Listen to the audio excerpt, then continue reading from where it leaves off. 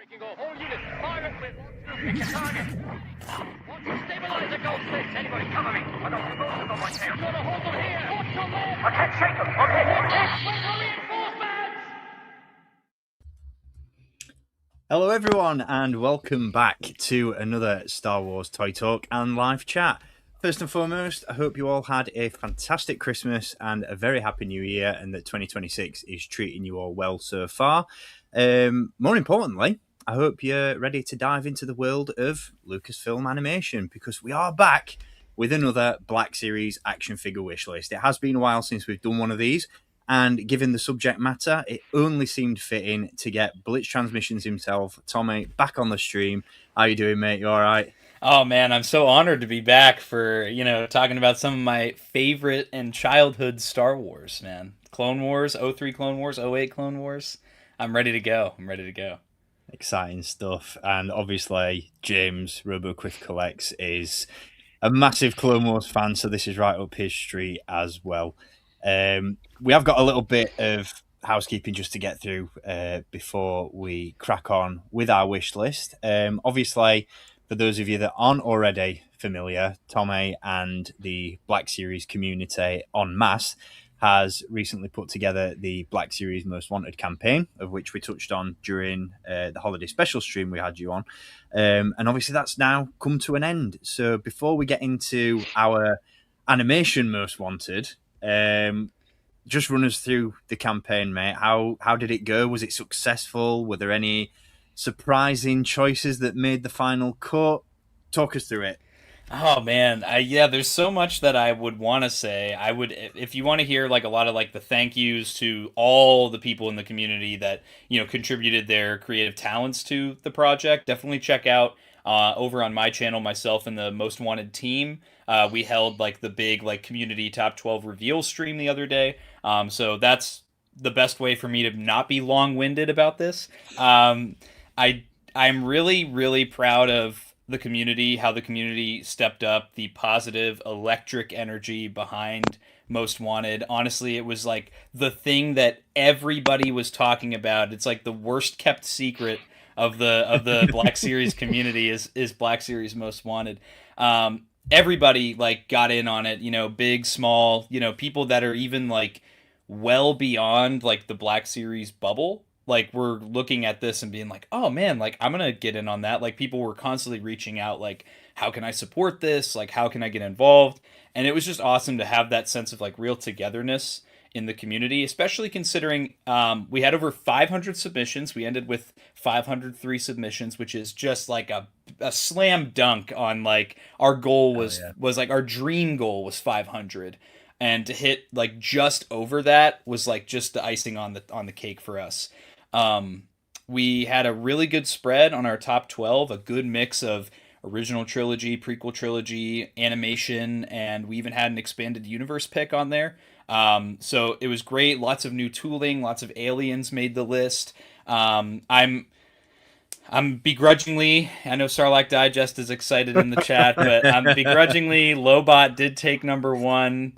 Definitely a surprise, but when you look at like who submitted, like I get it. So many people had Lobot on their list. And that was really the coolest thing too about the togetherness of the community, was that in the submissions, there was everybody. Like I was worried, like, myself and my friends were very big. I'm wearing a Bad Batch shirt right now. We're big Star Wars animation, kids. We're big into the Clone Wars. We're big into the prequels. What I didn't want to do with that project was like only draw in one demographic of the fandom. So I'm really glad that like everybody from all ages, all generations, all corners of the fandom really got in together and made their voices heard. And I feel like honestly, it's the top 12 is a really good, well-rounded representation of what the community is asking for. On the whole. So I'm really proud of it. Shout out to Courtney's Cantina for putting together some preliminary data visualizations this morning for just the top 12.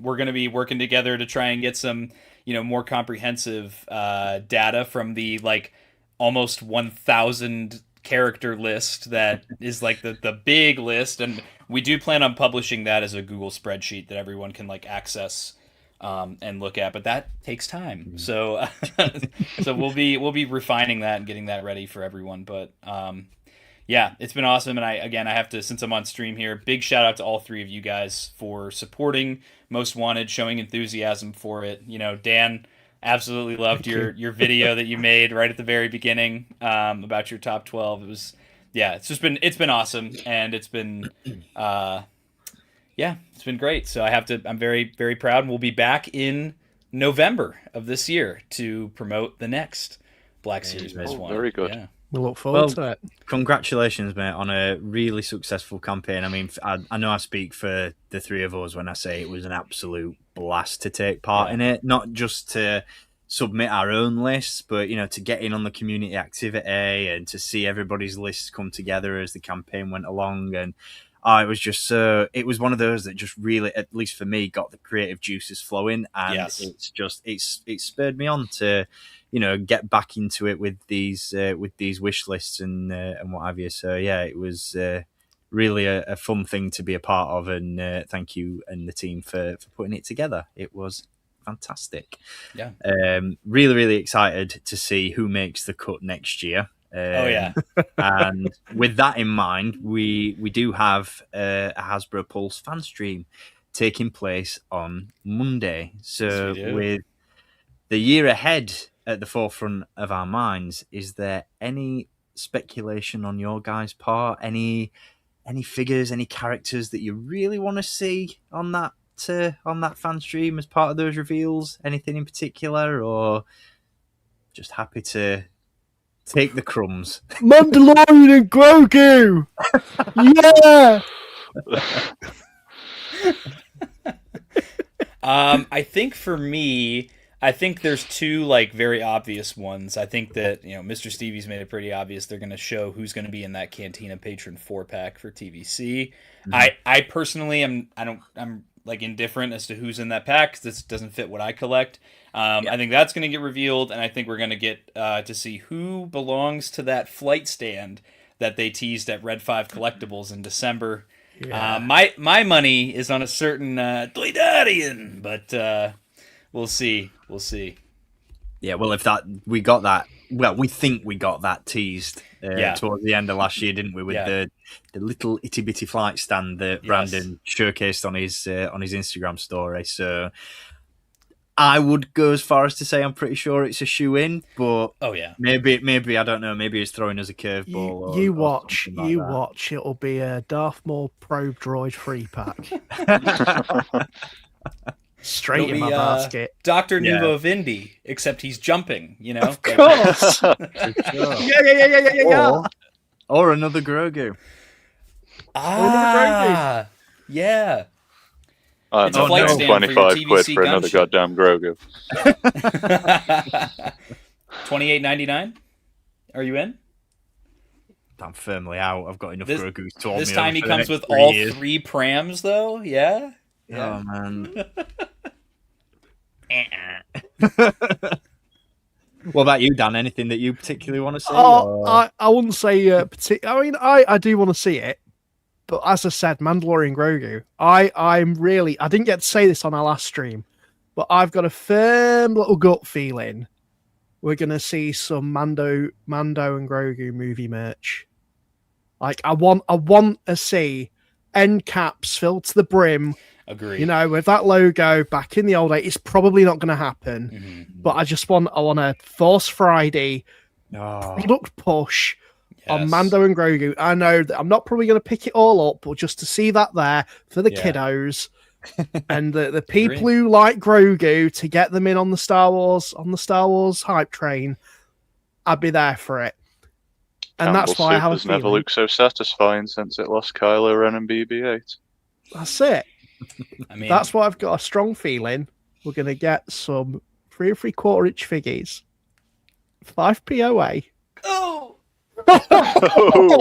my heart! And it's not going to be, and all the vintage collectors will be like, "Oh, why didn't they do it in vintage collection?" And it'll be like, "Oh no, what a shame." I think it'll be a huge. Oh, go ahead, James. That was just because your packaging's boring. That's why. I think it'd be a huge missed opportunity if they don't do something, because this is a new generation's Star Wars movie. Yep. We haven't had Star Wars since the sequel trilogy in the theaters. So this is like a new generation's opportunity to get bitten by the bug when it comes to Star Wars, especially if the movie is really good. And I am optimistic the movie's going to be a fun watch, you know? So I think that it's like pretty imperative that they really pedal out a good wave of figures for this movie. It's already got really strong visual branding that I can see working really nice in some unique card artwork. Yeah, is someone going to pick the gauntlet up and do that? Don't know, but I'd like to think they will. I have a glimmer of hope there, but we'll see. Yeah. Other than that, excited to see what we're going to get. I'm here for the good vibes. I think for me, I'm just excited to see some left field choices, because that seems to be a running theme at the minute with Hasbro reveals. It just seems to be like they completely exceed our expectations with reveals as of late. So I'm here for something unexpected. I'm here for surprises, to be sure, but welcome ones. Like I'm all about it. So give me a Lord Starkiller, give me a Water, give me I'm sure some of those characters that I know we've had it on good word already that some of those characters that made the final Black Series Most Wanted cut are either in development or on the way soon. Yeah. So maybe I don't know. It's an exciting time, and it's never felt sort of this unpredictable. So I'm here for whatever they decide to offer up. But yeah, should be good. Tommy, if I'm not mistaken, you are live streaming on Monday with your live reactions to that fan stream. I'm actually going to be doing 2 live streams on Monday. So I'm going to have my 10:45 in the morning and here on the US on the East Coast. Be streaming my live reactions to the fan stream, as I always do. I'll be joined by Alexander Storm of the Shadow Nose Network and Jackson from 1313 Podcast. The 3 of us will be live reacting to whatever gets revealed. And then later that day, I'll be on with my friends over at the Sarlacc Digest at 8:30 p.m. over here on the East Coast in the US for our Monday Toy Chest show. And we'll be going into the deep dive. We'll be giving everybody how much we hate the new reveals. But yeah, it's going to be fun. It's going to be a big day. It's going to be fun. Yeah, it's going to be exciting. Look forward to it. There is a link down in the video description to Tommy's channel if you want to check out Blitz Transmissions and the live stream that he'll be doing on Monday. But yeah, without further ado, because we only have you for a short amount of time tonight, Tommy, unfortunately. So couple hours, yeah. Jump straight in to our Lucasfilm Animation Black Series wish list. So as always, we'll start these live streams off with some honourable mentions. We're changing up the format a little bit tonight, just so that Tommy can get through all of his picks before he has to leave us. So rather than taking it in turns and going through each of our picks one by one, we've each selected 5 characters for our main wish lists, and so we'll just be going through each of our lists all in one go, just to consolidate our picks. And yeah, just save a little bit of time. So, like I said, we'll start things off with some honourable mentions, and we'll throw it to you first, Tommy. Ooh, man. So the honourable mention that is mine on this list is represented by one of my favorite clone troopers, Clone Trooper Denal, over on the left here. And he represents a much broader want from me, and many of them would refer to us as cloners in the community here. I want multi-packs involving clone troopers from the Clone Wars. I think the best and most effective way to get out these clones is to do them in multi-packs, because a lot of times these guys show up in pairs or groups of 3. You think about Sinker and Boost, or Waxer and Boyle, Fives and Echo. There's always these like pairs or groupings of clone troopers. So I think doing them in multi-packs is just a very easy way, especially considering like a lot of these are just straight up repaints, aside from like, the odd different haircut on a clone trooper, or maybe a different like pauldron or attachment. A lot of these guys are just repaints. So I think that it would really appeal to clone trooper fans and Clone Wars kids like myself and many others by just doing, clone trooper multi-packs. I think a couple that I would want to highlight would be Thyre, Jek, and Reese from the premiere episode of the Clone Wars, the ones that are with Yoda.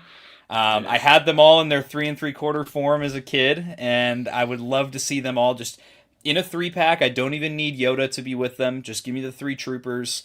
I would love to see, of course, Denal, and I think a great one with him would just be a Phase 1 with the Binocs that we see in the episode where he unfortunately meets his demise against Cad Bane. Hashtag I hate Cad Bane. And then, not really. And then another one that I'd want, of course, would be Waxer and Boyle. Give me any version of Waxer and Boyle. Geonosis, Phase 1, Phase 2. The Umbara clones are another obvious one. The Rancor Battalion Arc Commanders, obviously with Commander Blitz being one of them. And I literally could go on and on and on, so I'll stop there for the sake of time. But yeah, Clone Trooper multi-packs, it's easy for Hasbro to do because it's little to no new tooling. You're literally just putting new paint hits on these troopers and pushing them out. They're named clones. Just definitely my advice to Hasbro would be keep the pairings of named clones stay together, troop builders stay together. That's my big thing. So I want to get those troop builders. I don't want to have to get multiple of the same named character to get my troop builders. But yeah, that's my honorable mention that you see on screen here. Although I would be definitely picking up the other 2 characters pictured on screen. No, I love that. I mean, to be fair, that's something that we discussed a little bit at length on the last fan stream reveals live chat that we did. Because we got that reveal of Wolf and Plo Koon. Yes. So we talked a little bit in detail about the Clones of the Republic subline and saying, what that line for us should be, because I feel like they're making strides with it. That Plo Koon and Wolf 2-pack is really, really good, but it still feels like those packs are slightly missing the mark in terms of like fulfilling their full potential. So I know I mentioned, for my money, I'd prefer those Clones of the Republic packs to be just that, packs of clones of the Republic. No Jedi, just throw in the clones, or if at least the Jedi are going to be in there as well, make them a little bit more interesting, a little bit newer. But yeah, I love the Ahsoka set that they did with the clone lieutenant, the 501st clone trooper / clone lieutenant. I don't know, your mileage may vary on that one. And the 332nd clone, I loved that. It's one of the best multi-packs that they've done for Black Series. Yes. So more of that.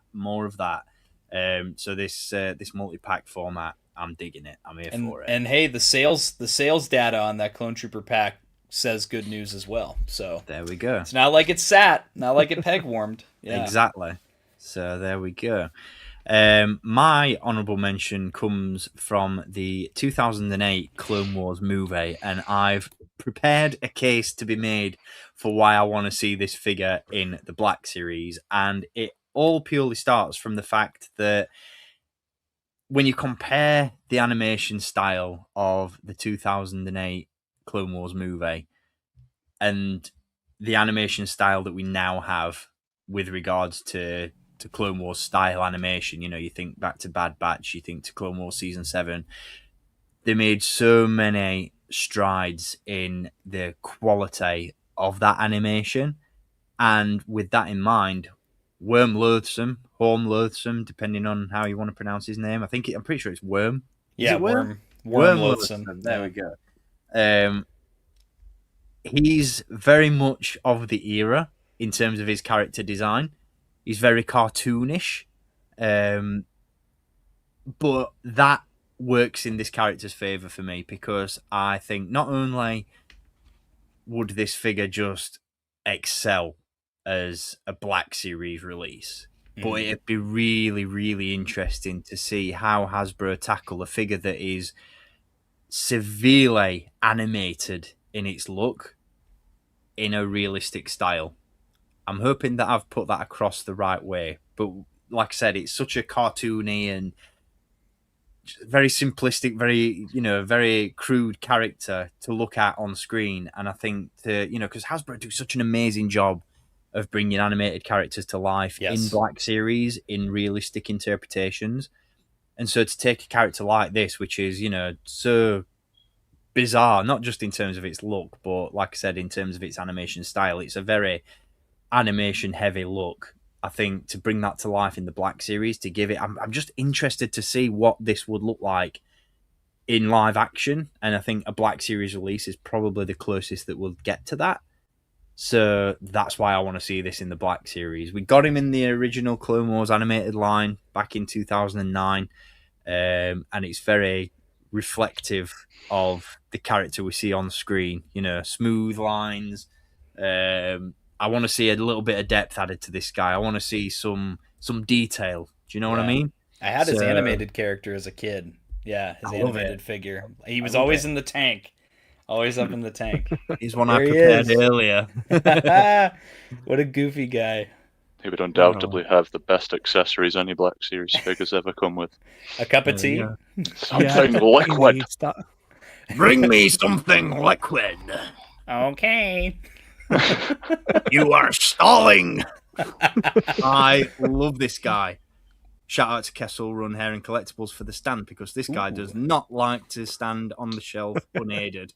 Yeah, he was very top heavy. Yeah, with tiny little feet. But yeah, can you imagine this as a Black Series figure?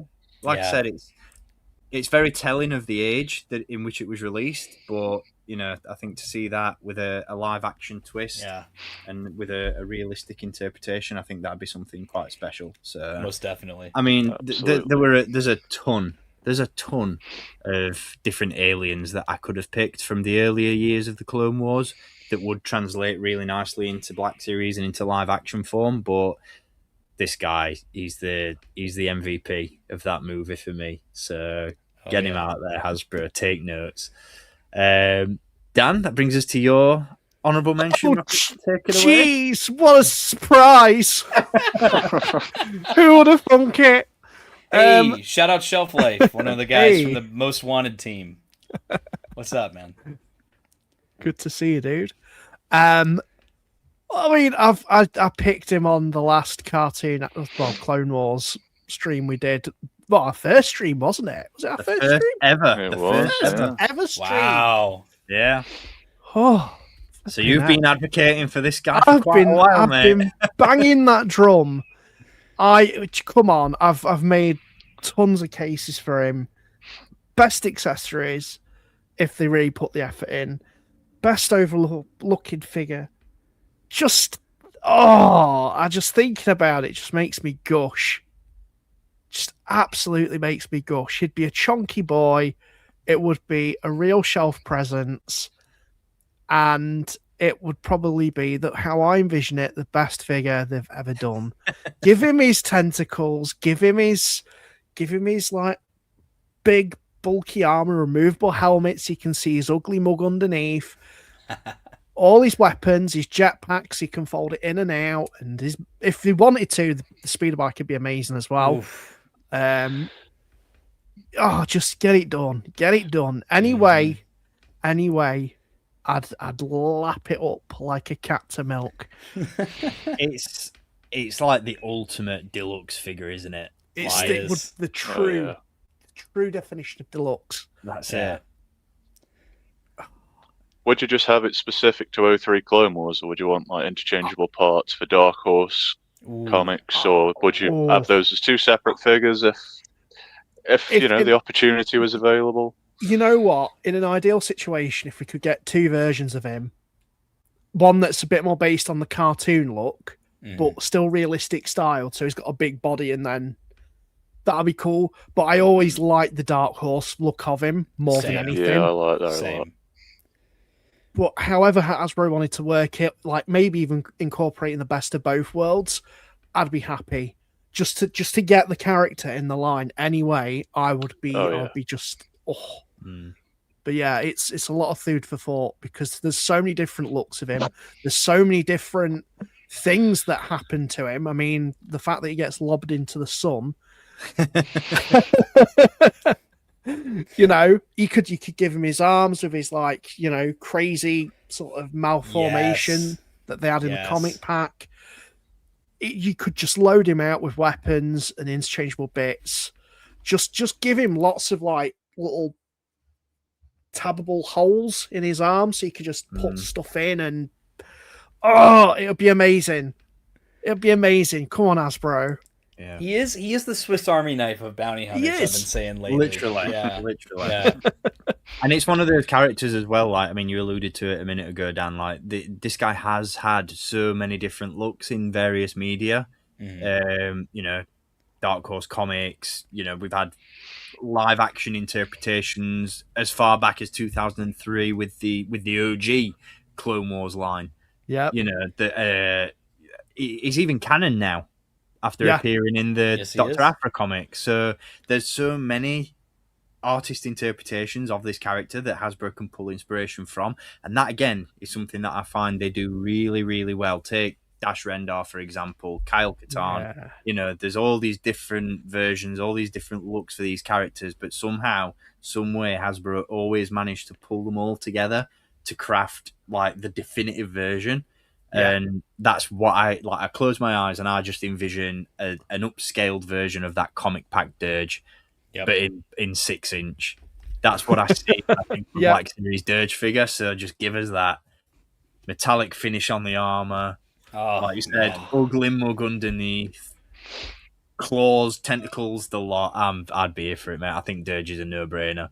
Yeah, effects pieces as well, like blaster fire. And if you could have for his arms as well, the shields. And as I said in my video when I was going through my top 12 most wanted, give him a hole in his chest or like a removable chest panel, so you could actually have it so he has Obi-Wan's lightsaber sunk into it. Yeah.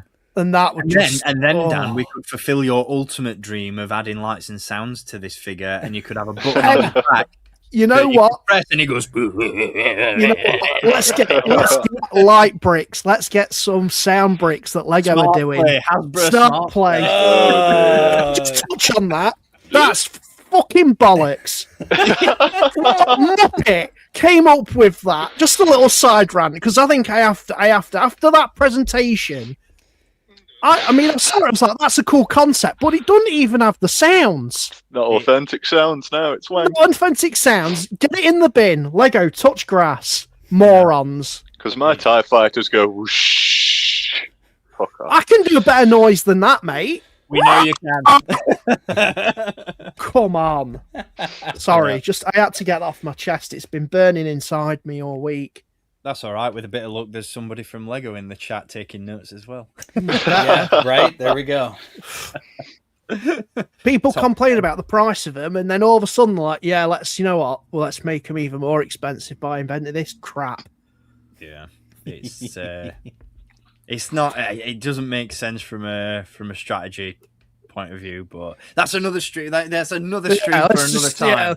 Let's talk about that on a Lego Dan, Smart Play. Tell us how you really feel about these Lego Smart Bricks. How long have you got? I'm sure we can dedicate 2 hours to it on another Toy Talking Live chat. Let's go for it. Yeah, the dumbest action figure gimmicks ever. You're gonna have to check Dan's blood pressure after you do that stream. Yeah, to do that anyway, mate. Oh man. Well, honourable mentions wise, James, mate. Let's check James's blood pressure because it must have gone sky high. Here we go. When he put this together. So Dan is usually the cheater amongst us when it comes to making picks for these wish lists, but James, you've taken that to the next level. So if you would please talk us through each and every single one of these honourable mentions. Well, you know, I don't want to say that I'm greedy. I've just got a healthy appetite, you know. I think it's cruel, you know. We keep just limiting ourselves to 5 or 3 picks, and there are so many other characters, and these Clone Wars animated streams only come around every so often. So I just thought I'd take the opportunity in case anybody was listening with a notepad emoji associated with them. Any of these will do me nicely. Just to call out a couple of specifics, we've got Captain Orgaius, Duchess Satine, Tiplar and Tipley. We've got Cold Weather Gear Rex, Princely Char, Evan Peel, the father, the son, the daughter, just any of them. Just give me any of these, and I'll be a happy bunny. But you know, my top 5 was reserved for characters of greater need, in my opinion. But these are ones that I'd also like to see. I tried to keep it as well. Characters that weren't actually made back in 2008. For the most part, some of them overlap just because they're cool and because I was running out of good pictures. But yeah, fuck it. Rules are meant to be broken. I'm a rebel. Oh man, I'm here for it. Do you know what? I'm so glad that you put this together, because this is one of the hardest wish lists that we've put together, at least from my point of view. Dude, I made like 20 versions of mine. Yeah, same. Yeah. I went through so many different versions, but there's so many of these characters that are on screen right now that nearly made the cut. Like Argaius, he was like at the top of my list for a long time. And the same with Cold Weather Gear Rex. And I know that Mr. Stormtrooper Davis is going to be either in the chat later on, or I put that one on specifically for him because I was like, oh, I know somebody that wants something. Yeah. Bam. He'll be catching the replay for the TK Trooper. I know he'll be banging that drum. But man, I mean, it's like you said it. You said it before, James. Like, there is such a wealth of characters to go at, from not just from animation as a whole, but the Clone Wars and Bad Batch alone. Like, there's such a treasure trove of different characters to pick from. Like, you could once again make an entire action figure line just for these shows. Seriously. Just if it's not specific enough, by the way, because the picture's very bad. The Count Dooku one on the bottom row, that's specifically the Count Dooku in his pajamas. We know, we caught that. Pajamas. Yes, dude. Well, and here's the thing for me. I don't know about you guys, but I'm automatically in if the box says Clone Wars or Bad Batch. Like that for me is like an automatic. I have such a deep attachment to that media and the art style and everything that as soon as I see it's a character from that show, I'm in. Like there is no negotiating for me. Yeah. Printing money, essentially. Seriously, yeah. It's tragic that we haven't had Hemlock, just to put it out there as well. Because the main villain of the second half of the show. It's nuts. Main villain of the show, and we got oh god, what was his name? Rampart. Rampart. We got Rampart, but not Hemlock. What the hell? We haven't had anything from Bad Batch season 3, really. No, not really. Nope. No. Disappointing, but yeah. Severe. Actually, Scorch. No. Special shout out to Hauser as well on there, because to throw it to some cheeky plugs to our content. James put out a Black Series collection update recently, and I spy a certain clone captain within that collection update. And if you want to know what I'm talking about.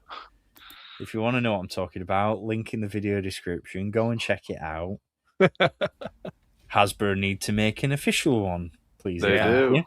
Complete with that hairstyle, which is absolutely the coolest Clone Trooper hairstyle since Commander Grease Double Mohawk.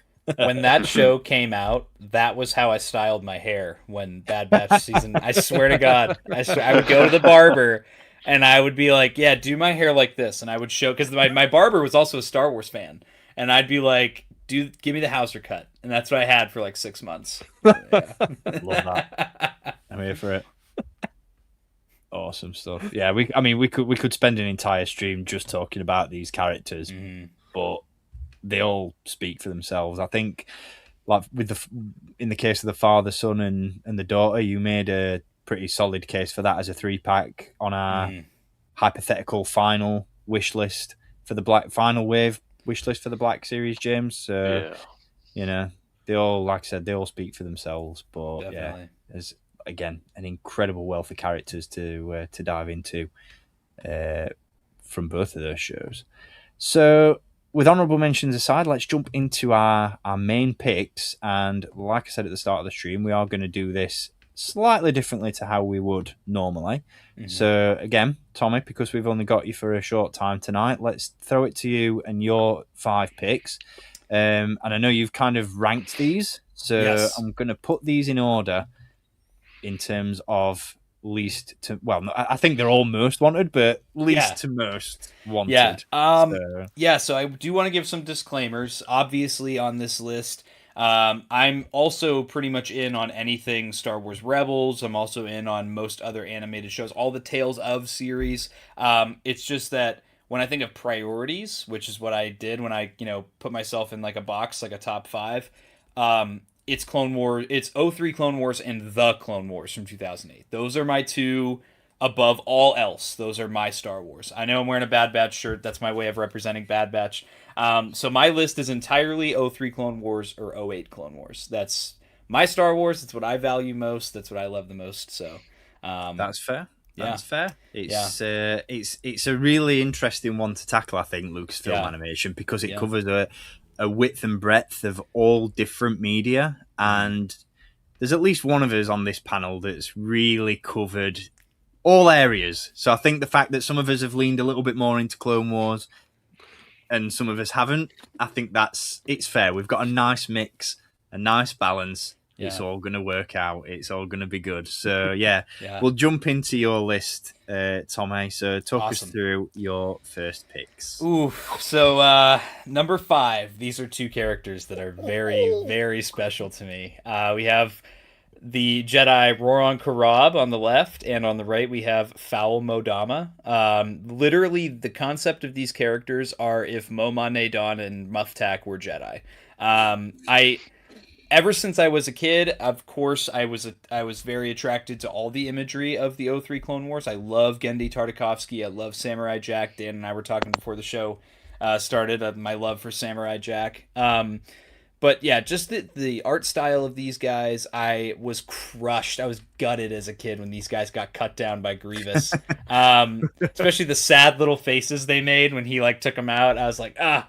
But I'm a little more biased toward Roran Karab. When I would play Lego Star Wars as a kid, you could always make that custom character, and my custom character was always an Ithorian Jedi, and I would always have it be Roran Karab. These guys are really great. I think we have some existing tooling, for Roran Karab. We have both Momane Dawn and we have Doc Ondar in the Black Series, so I think there's already some existing parts. You would probably just make some Jedi tunic overlays for one of those existing figures, and I think it would execute a very nice Roran Karab. He's just a very visually pleasing character. Both of these characters also, particularly with Foul Modama, making him gets you a lot closer to getting a Muftak, which is a very popular, very wanted Cantina patron for a lot of original trilogy fans. So I think this serves a dual purpose of servicing by proxy original trilogy fans by getting these figures out. And yeah, Foul Modama, my only request with him is that he can actually hold his lightsaber, unlike his 3 3/4 figure, which could not hold anything. They gave him a lightsaber and he can't even hold it. What were they thinking with the lightsabers they included with those OG figures? Because if I'm not mistaken, Foul Modama just came with a regular lightsaber that was way too small for his hands. Yeah, and then Roran Korob came with the Macquarie Concept Stormtrooper lightsaber. I have them both on card on my wall across the room. And what the hell? Yeah, I remember when I was a kid, I'd swap out my Roran Korob lightsaber for the Foul Modama one. Yeah, but. Yeah, just two characters that I think are great if you're an 03 Clone Wars fan. If you just want some visually pleasing looking figures on your shelf, I think that they're good picks. And then on top of that too, Foul Modama, you could also give him the removable boots like they had on the 3 3/4 figure, so that again you're getting one step closer to Muftak. There's the Tall's species in the Clone Wars as well. I think that giving us tooling for a Tall's would be good. But yeah, these are just, I don't know. To me, they're two very nostalgic characters for me. Yeah, 100%. Yeah, and it plays into Hasbro's strengths when it comes to sculpting aliens as well, because for a fact, hands down, they do an amazing job with these two characters. Oh yeah. So yeah, instant buys for me. Likewise. Talk us through your next one, Tommy. All right, so number 4. This one, I've been saying this a lot lately on a lot of live streams. This is, in my opinion, the biggest gaping hole in the Clone Wars for the Black Series right now. I would say that Mother Talzin is probably like, so many people overlook her when it comes to her importance in the Clone Wars show. She serves such a pivotal purpose in the second half of the Clone Wars, even as early as season 3. I mean, she creates the monster that is Savage Opress. She revives Darth Maul. She is the one that brings Asajj Ventress back on her feet after Dooku tries to kill her. There is so much that this character does, and there's a lot you could give her too. I would love to see how Hasbro executes maybe a mixed media approach to. I would want sculpted plastic for the pieces of her robes that kind of like float in the air next to her head, and then I would definitely want more soft goods down by the legs, because I would love for her to come with the blade of Talzin when she duels Mace Windu in season 6. Just a character that I think Hasbro could really knock out. I think that since we have no Night Sisters other than Marin in the Black Series right now, I think this would be a great representation for a Clone Wars display. We have Maul, we have Savage. Of course, I would like the, chicken legs Darth Maul as well, but Savage directly interacts with her. So do Anakin and Obi-Wan. I mean, there's just so much to this character that I think it's just a huge missing spot in your Clone Wars display for Black Series, and I think that Hasbro would knock her out of the park with execution. Yeah, I'm thinking like the paint applications on the face and stuff as well. Like this thing would look incredible. Yeah. Correct me if I'm mistaken. No one's ever actually made a proper figure of Mother Talzin. Because the original one in the Clone Wars line was just dubbed a Night Sister and technically isn't accurate. Gentle Giant were about to do a bust of her, but they have just gone under over the last 12 months. Yep. Market's open, Hasbro. Yeah. Definitely. That's a really good... Savage, this is a good 100%. Logical next step for them to do. Yeah.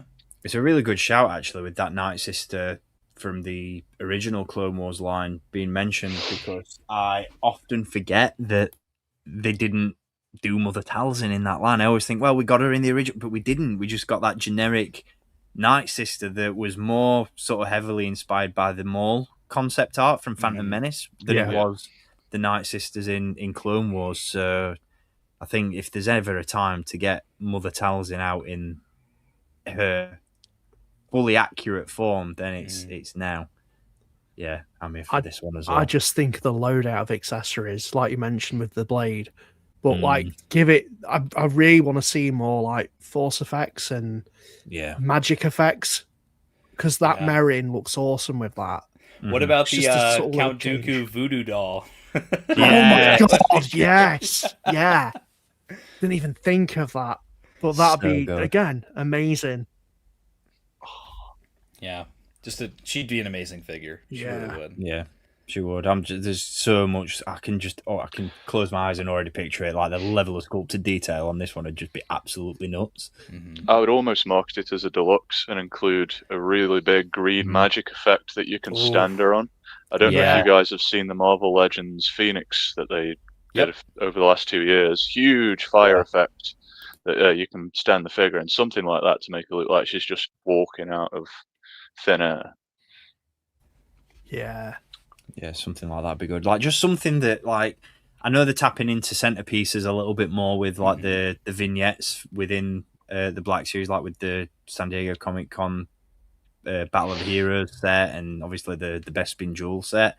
But just something like you've just said, James, like something that creates just a more impressive shelf presence for one single character, like you said, like a more effects-based display stand, like make stuff it more like dynamic. that. I stand by it, because whenever we talk about a figure like this that would benefit from something like that, I always throw it back to Chopper. Yes, and the flight stand they included for him, like it's a great piece. It's so good, and it's something that they very rarely do, but when they do it, it works so well. And so for a figure like this, 100% churn it out. Put it with a big... I'd be all over that. If this was like a deluxe, yeah, sign me up, man. I'm here for it. Most definitely. For sure. I am very excited about your next pick, though, Tommy, because this speaks to me on a level. Oh, Look at that, bask in his glory.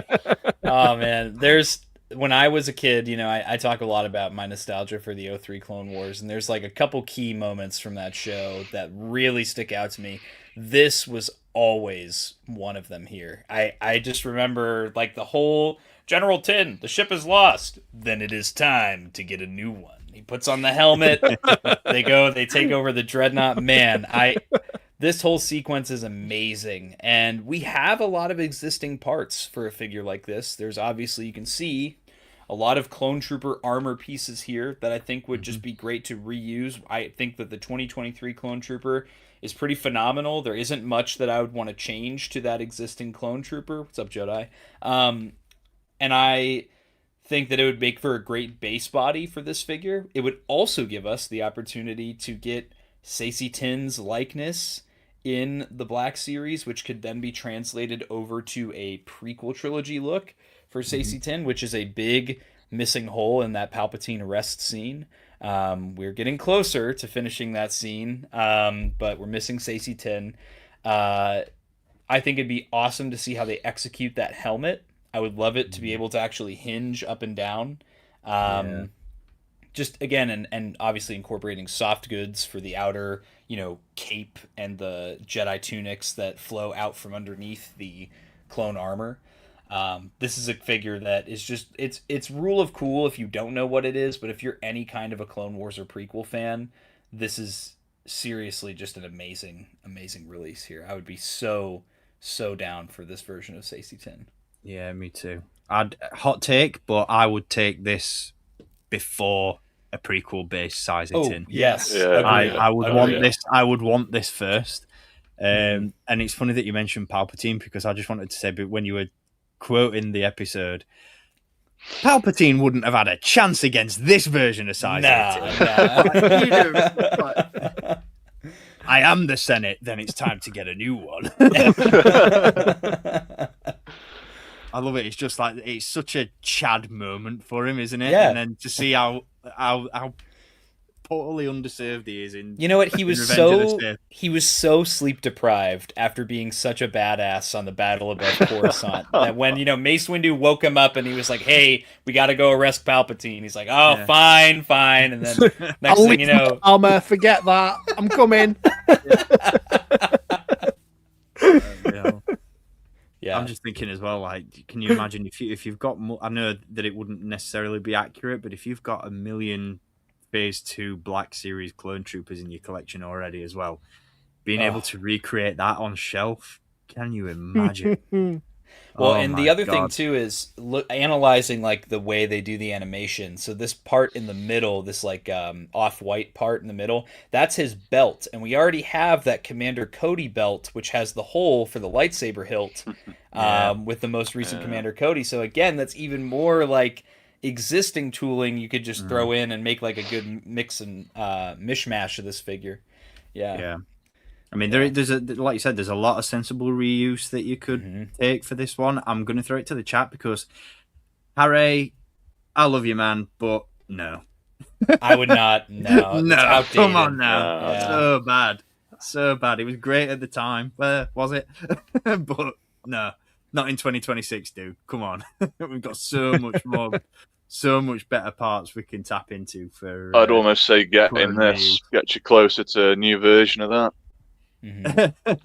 Again, appreciate what you're saying, Harry, but no. That cape was dogger. Yeah, I don't know why sometimes on their capes they did it with the Grand Inquisitor too, where it's like tucked on the back there, and it just looks kind of goofy.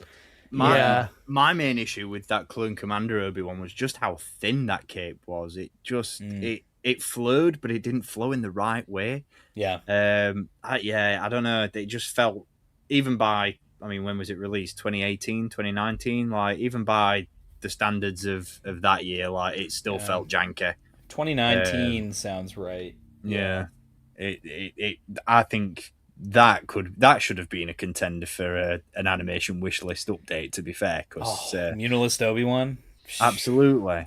Redone, ultimate engineering, premium soft goods, correct head sculpt. Mullet. Yeah. Yeah. If you Here look for the closely, mullet. he was on James' honorable mention. If you look really close, there were so many Yeah. characters on there. He was hiding away in the background somewhere. Yeah. Well, one character that certainly hasn't been hiding, especially during the Black Series Most Wanted campaign, and again speaks for himself. I feel like at this point, my not just this one, but my number one pick as well. It's kind of beating a dead horse at this point, but I feel like I have to keep beating the drum for these characters. You've got to manifest. Until they come out. Pong Krell is such a staple of, you know, what the Clone Wars is, like the kinds of things they did with the Clone Wars show, and criminal, by the way, that he's never had an action figure. I think all he's ever had is a Lego minifigure and a Funko Pop for representation. So I it's just kind of blows my mind. I remember even as a kid when this came out asking my dad, like, is there going to be an action figure of this? And we never, like, it obviously never came out. And I think it's criminal that a character like Pong Krell doesn't have a dedicated action figure. He is on, I mean, clearly from Black Series Most Wanted, he is on so many people's list for characters that they would want from the Black Series. And I think this would be a great figure to do like a, you know how they did, how Marvel Legends did that like Odin figure where it was like a bigger figure that came with like he was much larger than your average $25 figure. I would love to see this be like the Star Wars version of that Odin figure from Marvel Legends, where he is, because he's going to be like a 9-inch tall figure on the shelf, all said and done. He's absolutely gigantic. I think he's 8 or 9 inches in scale with the Black Series, but he's got those awesome lightsaber hilts that fold in half. I would love to see those as separate sculpts instead of doing that awful gimmick they did with the Darkseid Ray, where they had the hinge on the lightsaber hilt. I would love to see separate sculpts. I would love to see big swoosh effects for those big lightsaber blades. I would want him to come with like alternate hands that are closed fists for when he's punching clone troopers in the Ambaran jungle.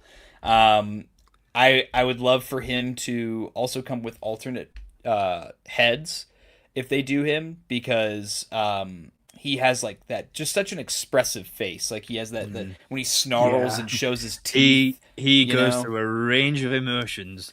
Yes. And for me, he's just, I think he would really be like the pinnacle of what Black Series is definitely capable of achieving right now. I think we're in the right spot with like, you know, the thinner, more malleable plastic overlays that they do for like the recent Anakin and Obi-Wan. I think that would translate well for a character like this for those lower tunics. And I would love to see as well how they would tool his forearms. That would be great as well. But yeah, just such an obvious one, I think. But yeah. It's so funny that he's still so high up on people's wish lists, because I was speaking to the guys a couple of days back, and it popped up on I was scrolling through my Facebook page, and my memories came up, and I think it was New York Comic Con 2010 or 11, and I'd shared on my Facebook page an unofficial announcement from Hasbro, but they must have said something at New York Comic Con where we all got excited because they all but confirmed Pong Krell is coming to the Clone Wars animated line. And it never materialized. And I'm so like, it just feels like one of those swings and misses that like it should have happened. There's an old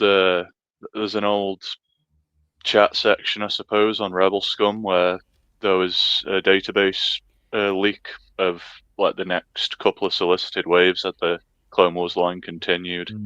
And there are a couple of other characters on there that are quite interesting, but Pong Krell was amongst them.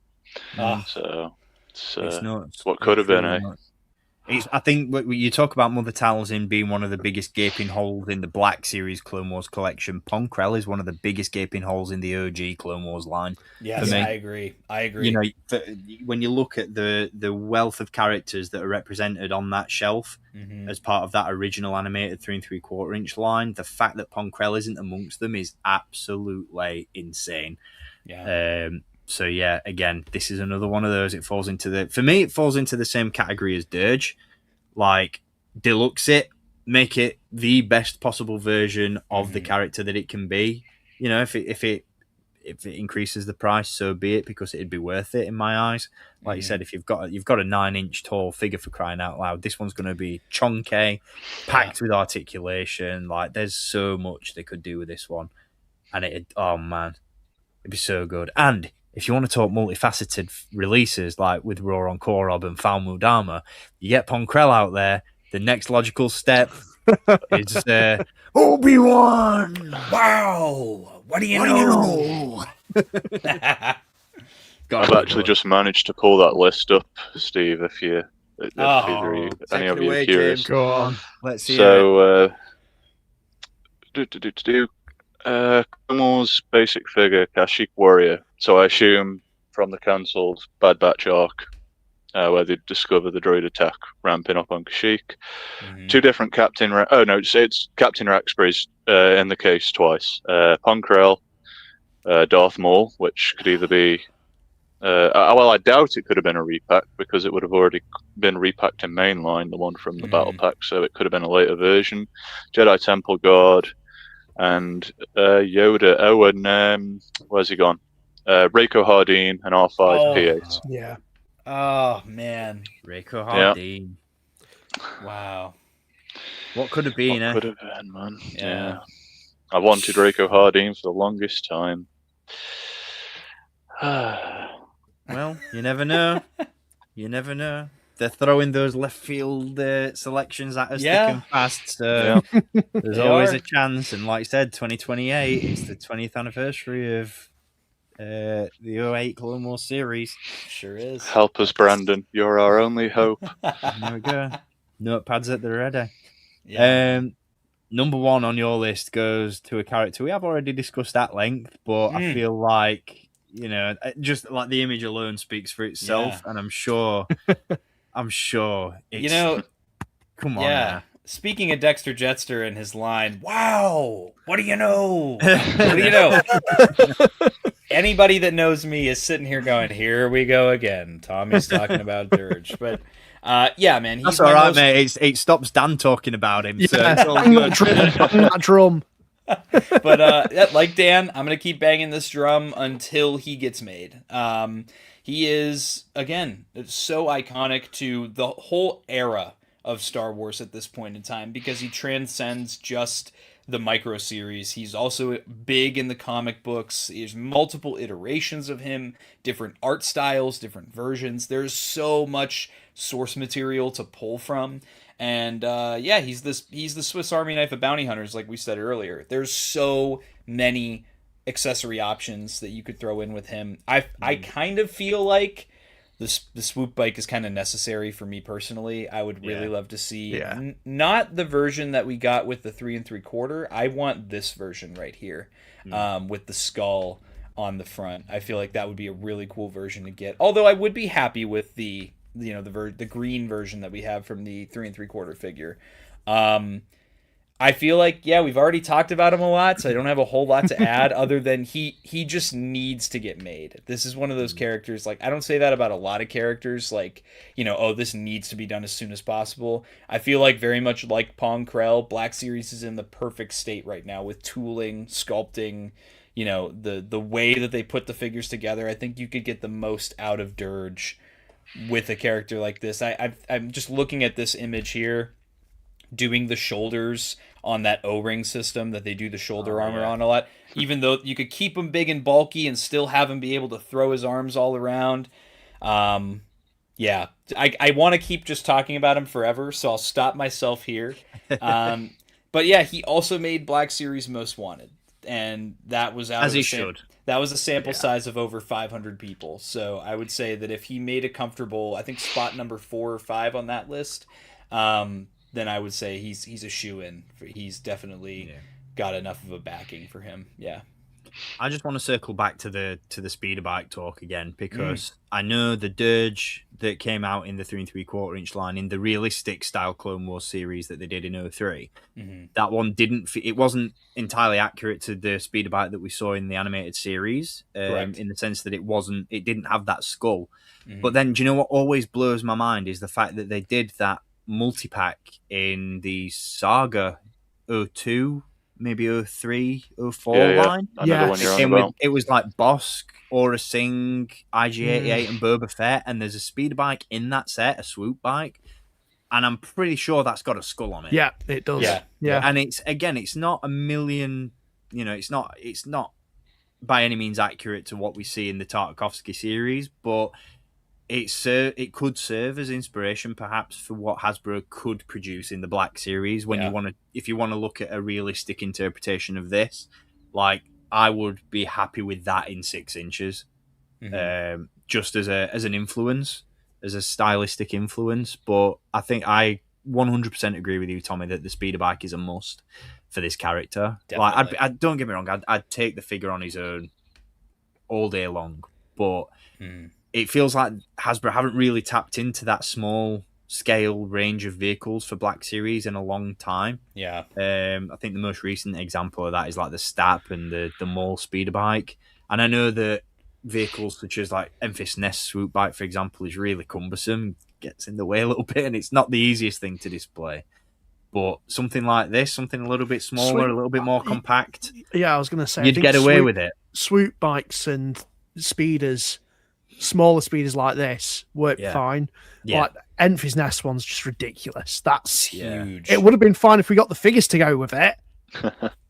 True that. With the foot plates, but that always frustrates me as well. Like they went that extra mile to include that peg, but didn't do Weasel. Yeah. Check out the Solo wish list for more ranting and raving about that decision. But it's a speeder bike would just be, and it'd just complement this so well. Yeah, and they need to just go all out. This is a character that I don't foresee them ever touching again. If they do it once, it's going to be one and done. So you may as well just give him all the bells and whistles. I am more than happy to, pay a little more for it to be truly definitive the first time around. Yeah, for sure. It's it's another one of those, like you said, Tommy, about Black Series being in the position that it's in.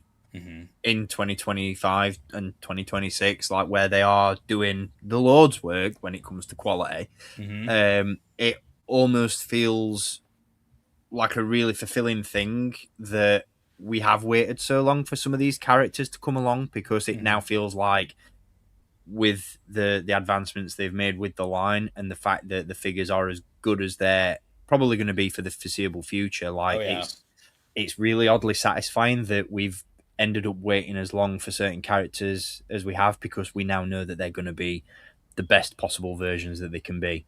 And Dirge just falls right into that sweet spot of, if this had have come out in 2013, would it have been good? Would it have held up? We'd been moaning about it today, just like we are Django before that new one came along. I actually have the old piece of garbage Django right here. Yeah, well, in the bin. Yeah, absolutely. Imagine, I always say it all the time on my channel, like, it's kind of a blessing in disguise that we don't have these figures yet, because if I want it truly definitive, and I know that Hasbro's never going to touch a character again after they do it the first time through, imagine this before butterfly joints, before O-ring systems, before the single jointed knees and elbows, before the ball jointed wrists. I mean, it would just be a very cumbersome. Just look at the Wampa. Yeah. Yeah,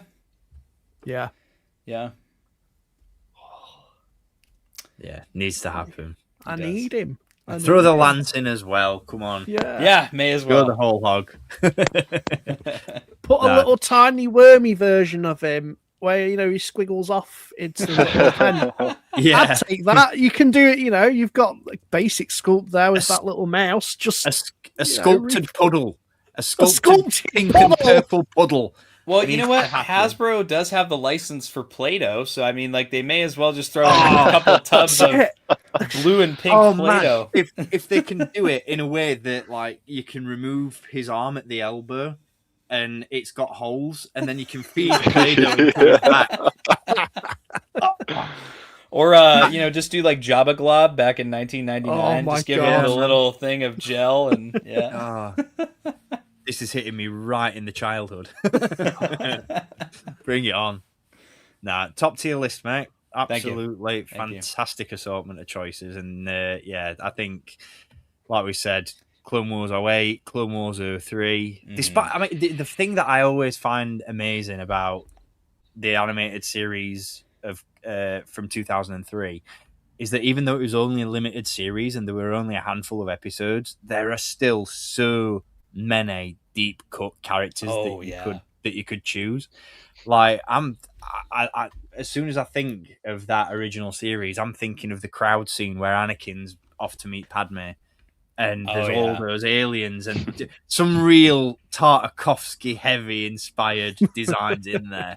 Yeah. A lot of those wouldn't look out of place in the Powerpuff Girls or Dexter's Lab, but it's such a it's such a wealth of designs, even for a show that only lasted 2 seasons.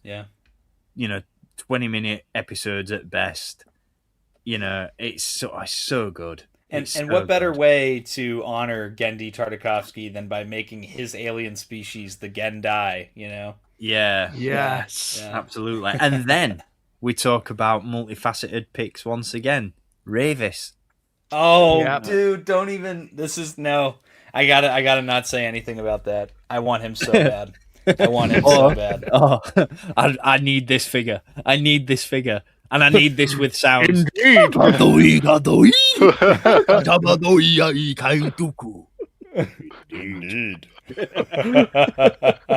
Needs to happen. Oh, yeah. Oh, dude. I love that show. I know what I'm doing as soon as this stream ends. I'm going back and watching it. Oh, I've been meaning to. As a kid, when I used to watch it, but I used to we got it on Toonami as well as Cartoon Network, or maybe it was just one. I don't remember. I used to watch it on Toonami, and because it was only little episodes and I had no internet access at the time, when it got to the final chapter in season 2, just as obviously now we know that Anakin and Obi-Wan are leaving to rescue the Chancellor, I was like, oh, I can't wait to watch the next chapter. And then I'd come to watch it again the next day, and it'd be back to like one of the earlier ones repeated. And I thought, what the School's the problem. I'm just missing it. I'm never getting, I just, as a kid, there's just that disassociation. I had no idea for a little while, and I, and imagine, I don't know, but that's how excited it got me. That I believed that there's got to be more. Imagine that being your entry point into Star Wars, though, and not knowing that Revenge of the Sith, that was due out imminently, seriously, was the next chapter of that animated series. Like it's wild. It's really wild to think. Or just knowing Grievous is going to be in the movie after you just watched him, cut down all those Jedi. That's the thing, actually, just to touch on it, that I find really interesting is the fact that Dirge was going to be the main villain throughout Clone Wars, and it's only until midway through they were like, "Oh, we're introducing a new character called Grievous. Put him in," and that's why you don't see any more of Dirge. Yeah, brilliant. Yep, brilliant. Such a good show. It's funny you say about that being your entry point to Star Wars, because I don't know. I must have known there was another movie coming out, but I was just watching the Clone Wars. It was great fun. And then I walk into Toys R Us sometime after the product launch for Revenge of the Sith, and I see the Lego set of Anakin's Starfighter with the Vulture droid. And I just go to my mum, "Oh, look, Clone Wars Lego." Like, completely, void of the fact that it's related to a new movie, but it's because of the scenes of Anakin flying in space, doing all that cool shit. That's what stuck with me as a kid, and seeing that on the shelf in Toys R Us, like, oh, there it is. I must have that one. Golden era, man. Golden era. Oh, What a time to be alive. Oh, man. Take me back. Yeah, for sure, Take me man. back. For sure. James, we'll go on to your list next, mate, if that's okay. Yeah. Sure any thing. particular characters you want to start with, or are you happy for... Is this in no particular order? We can do it in no particular order. I'll just tell you the one that I want the most when we get to it. Cool. Take it away, Oh, yes. Hey, yeah, good old 99. Yes. Now, Tommy, as you said yourself so well, Clone Wars is just my complete life essence when it comes to Star Wars. Yeah, man. You know, grew up watching it, got me through a whole host of different life-related shit. So, you know, me and that silly little show, we go way back. And as you were saying about, you know, clone troopers in 2-packs, something that I like very much about the Clone Wars is the unique characters it brings to the table. And whilst he's still a clone, I mean, 99, you don't get more unique than this old guy.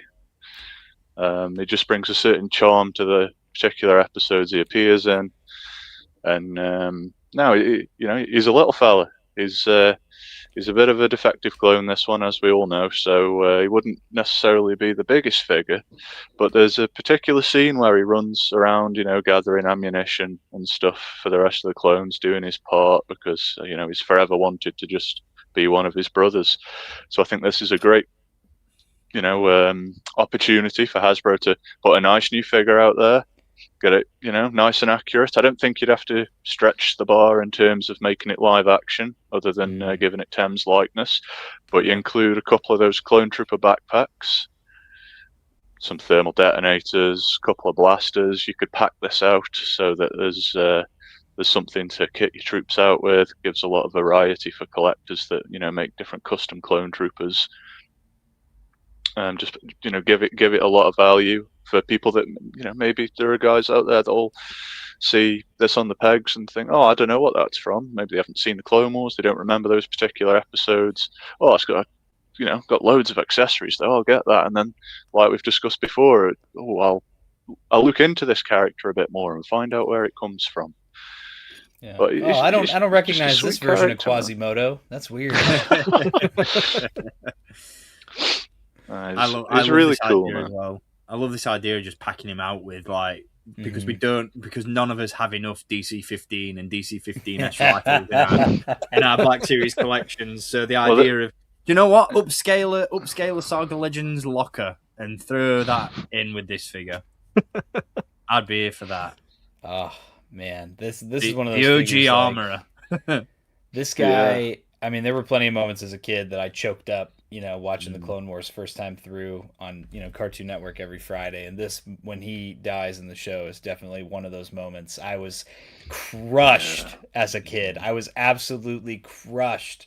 And they played that scene out so well. I would absolutely 1,000,000% get this figure. Yeah. Yeah, it's one of those, isn't it? Like, I'd go as far as to say, like, even if, you know, if the clone troopers weren't humanized enough in Clone Wars, like, this guy just ups the ante on that and just, like, really makes you appreciate these guys as individuals. I love his character so much. Yeah. You know what? I cut you off. No, it's okay. I was just going to say, there's something I always like to throw out controversial points, you know, where I say sound effects. No, I'm not going to say sound effects for this.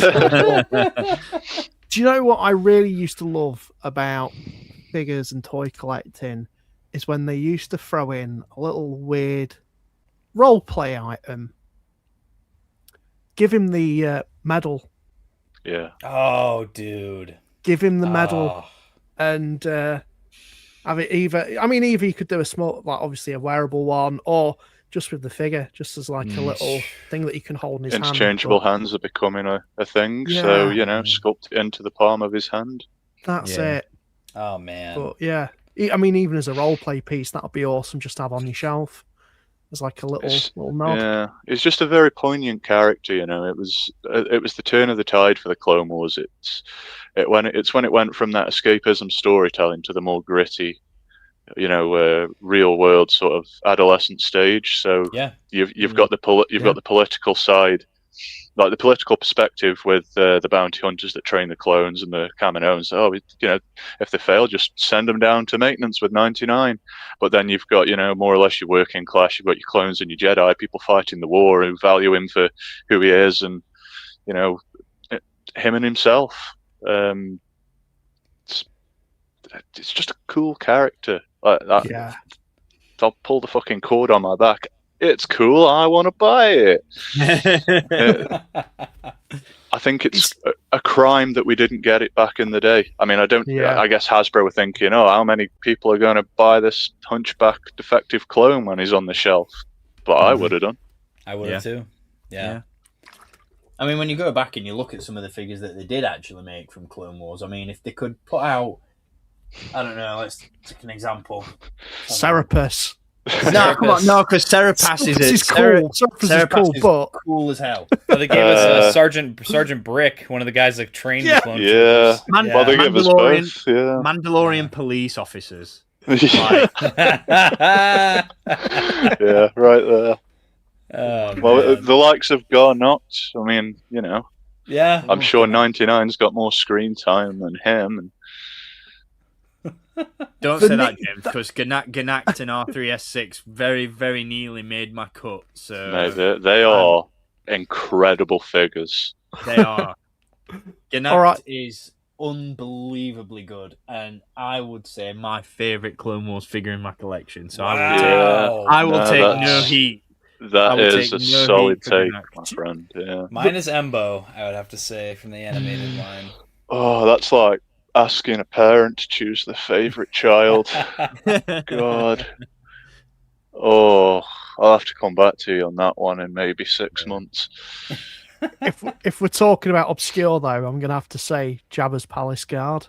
The Nikto that they did for Toys R Us exclusive. What were they thinking with that? So random. What were they thinking with that? What were they thinking with that? What were they thinking? What was in their pipes? And what were when they were smoking the stuff that they were smoking when someone pitched the firefighter battle droid? Yes. Fuck off. That's amazing, man. We need that in Black Series. That's what you put in a 2-pack for Amazon. Brilliant. I'm here for it. Firefighter battle droid.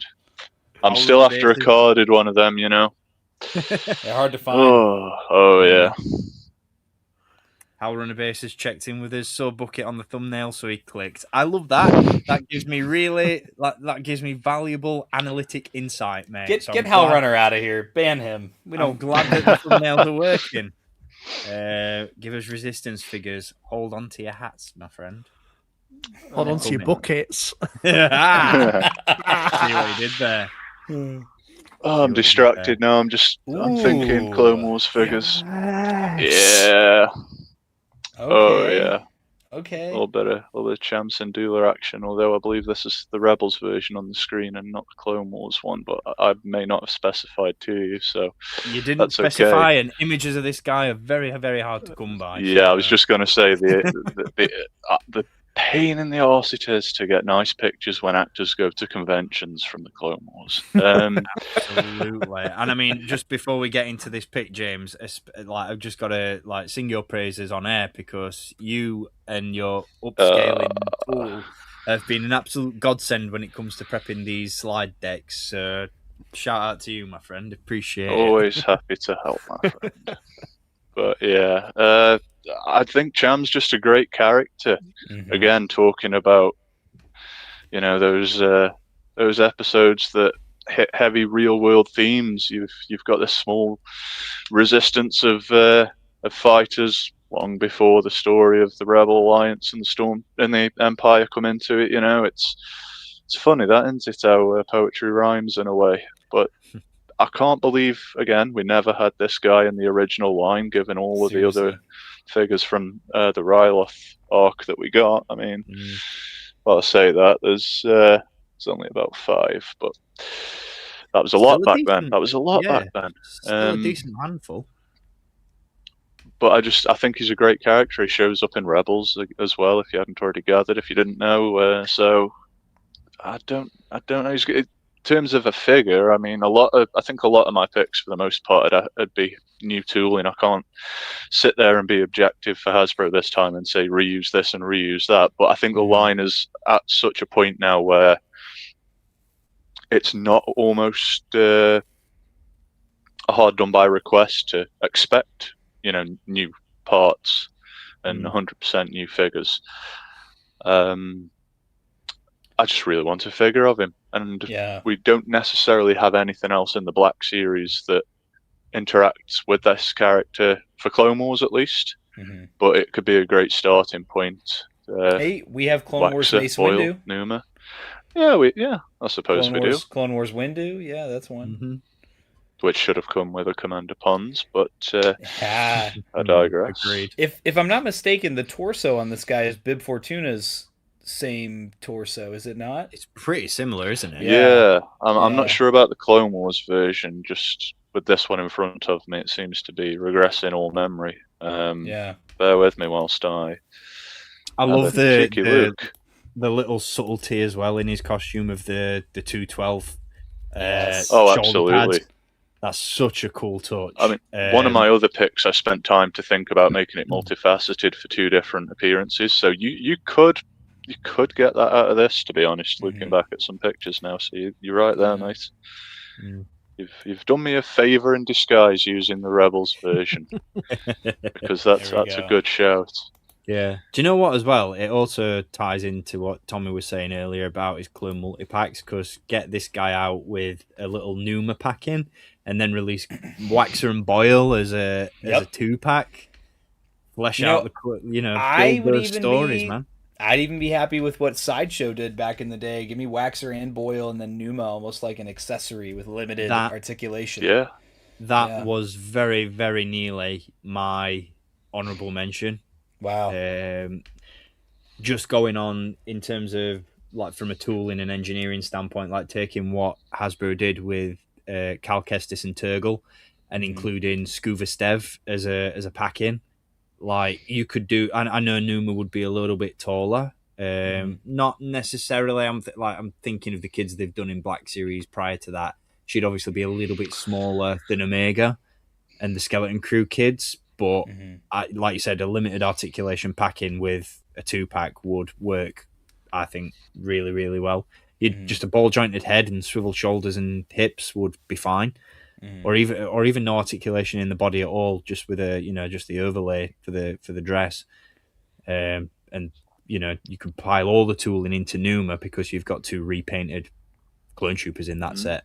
True for that. all intents and purposes. So, just to segue across as well, when we see this guy in action on Ryloth, we don't just see him with Mace Windu and Commander Pons. We also see him with General Dai and Captain Keeley, just to ring that bell once again. There we go.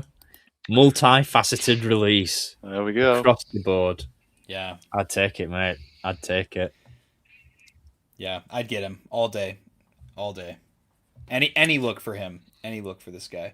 Yeah, this is the thing. I mean, I don't think his look massively differentiates between Clone Wars and Rebels, if I'm not mistaken. No, it's pretty similar. Yeah. It's more the animation style, I think, that changes. Yeah, for the most part. So it's most different in Bad Batch. More, Yeah. Wash those clothes, man. I can only imagine how that smells wearing the same shirt every day. Yeah. But yeah, his Bad Batch one is the only one that's like pretty different. Yeah. Let's do it.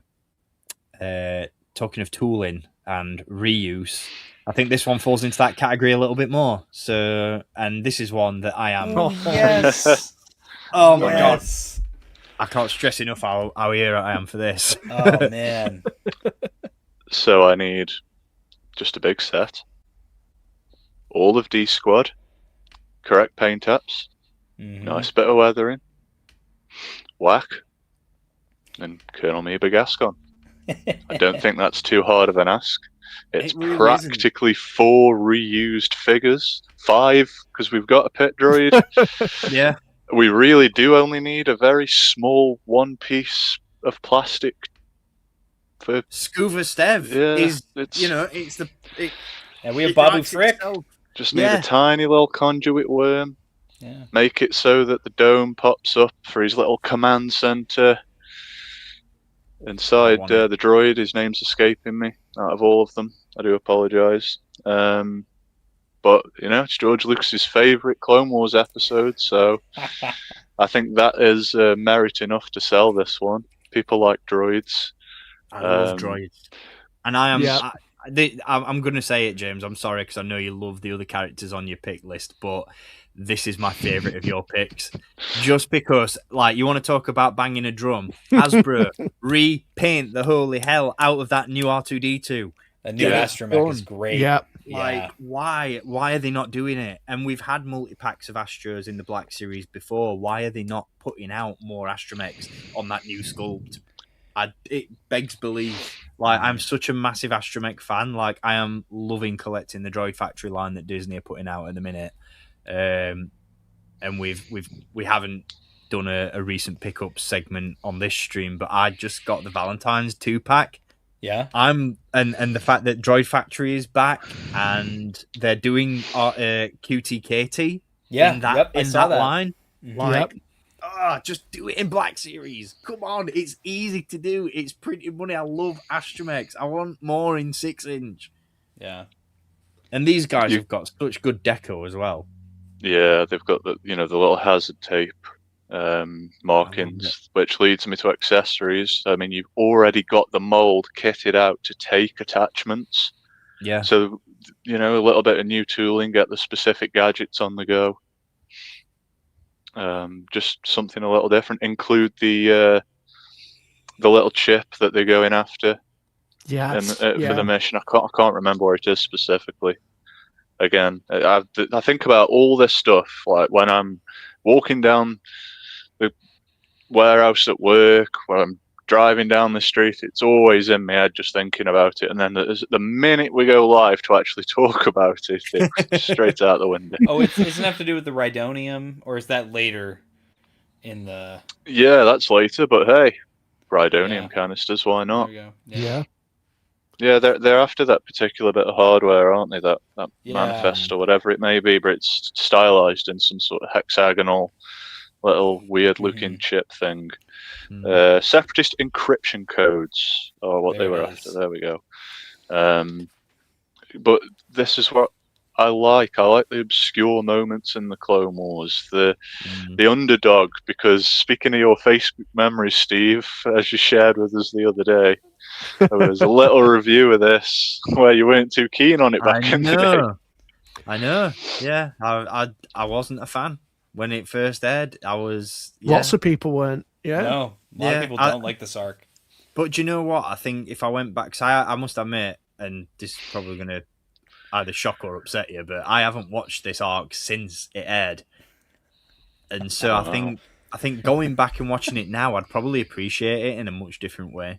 Go back to it. It really improves. I think I'd take a lot more away from it now. I think if you're also on acid when you watch this, it also... Oh, yeah. I mean, in terms of a pick, I think how you could package it and how interesting of a packaging you could make it look. Yeah. And what I would say, just to add a little bit of sauce to your idea, James, with accessories, have a blocked out mystery figure included. What would that mystery figure be? Oh, it's bones of a certain rabbit. Oh, man. Yeah. Yes. If you know, you know.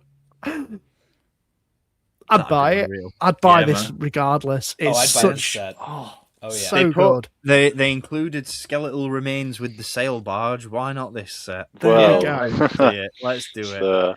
Sunny day in the void. This is where you debut Gregor, but you don't give him to us in his clone armor. You give him as in the chef version. There we Dishwasher go. version. Yeah. That's it.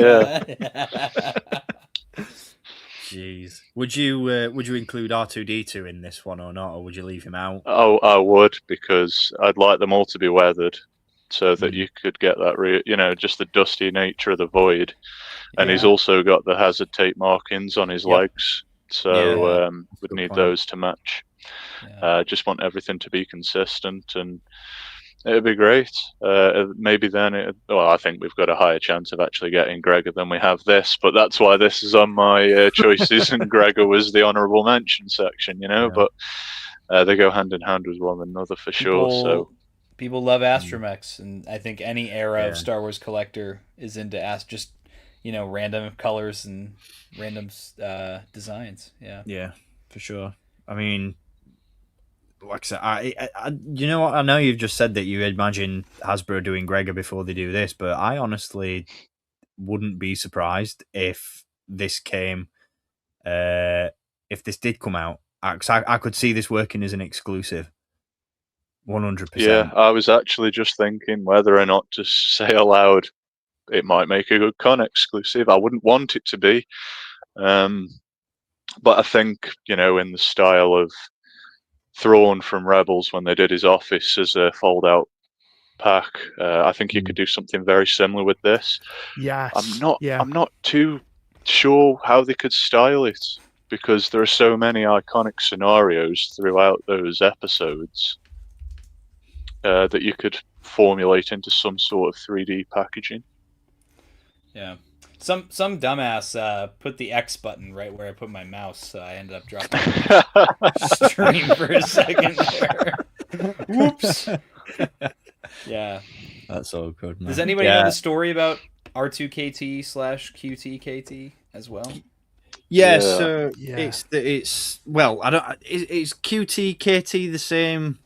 Does it all tie into the same story as R2? Okay, it all ties in. Yeah, because I know there was a little bit of confusion because as Halrun has pointed out in the chat, Droid Factory for Disney are doing QTKT as their next Droid Factory release. That's dropping in March, and originally there was a little bit of confusion because they'd called it QTK2.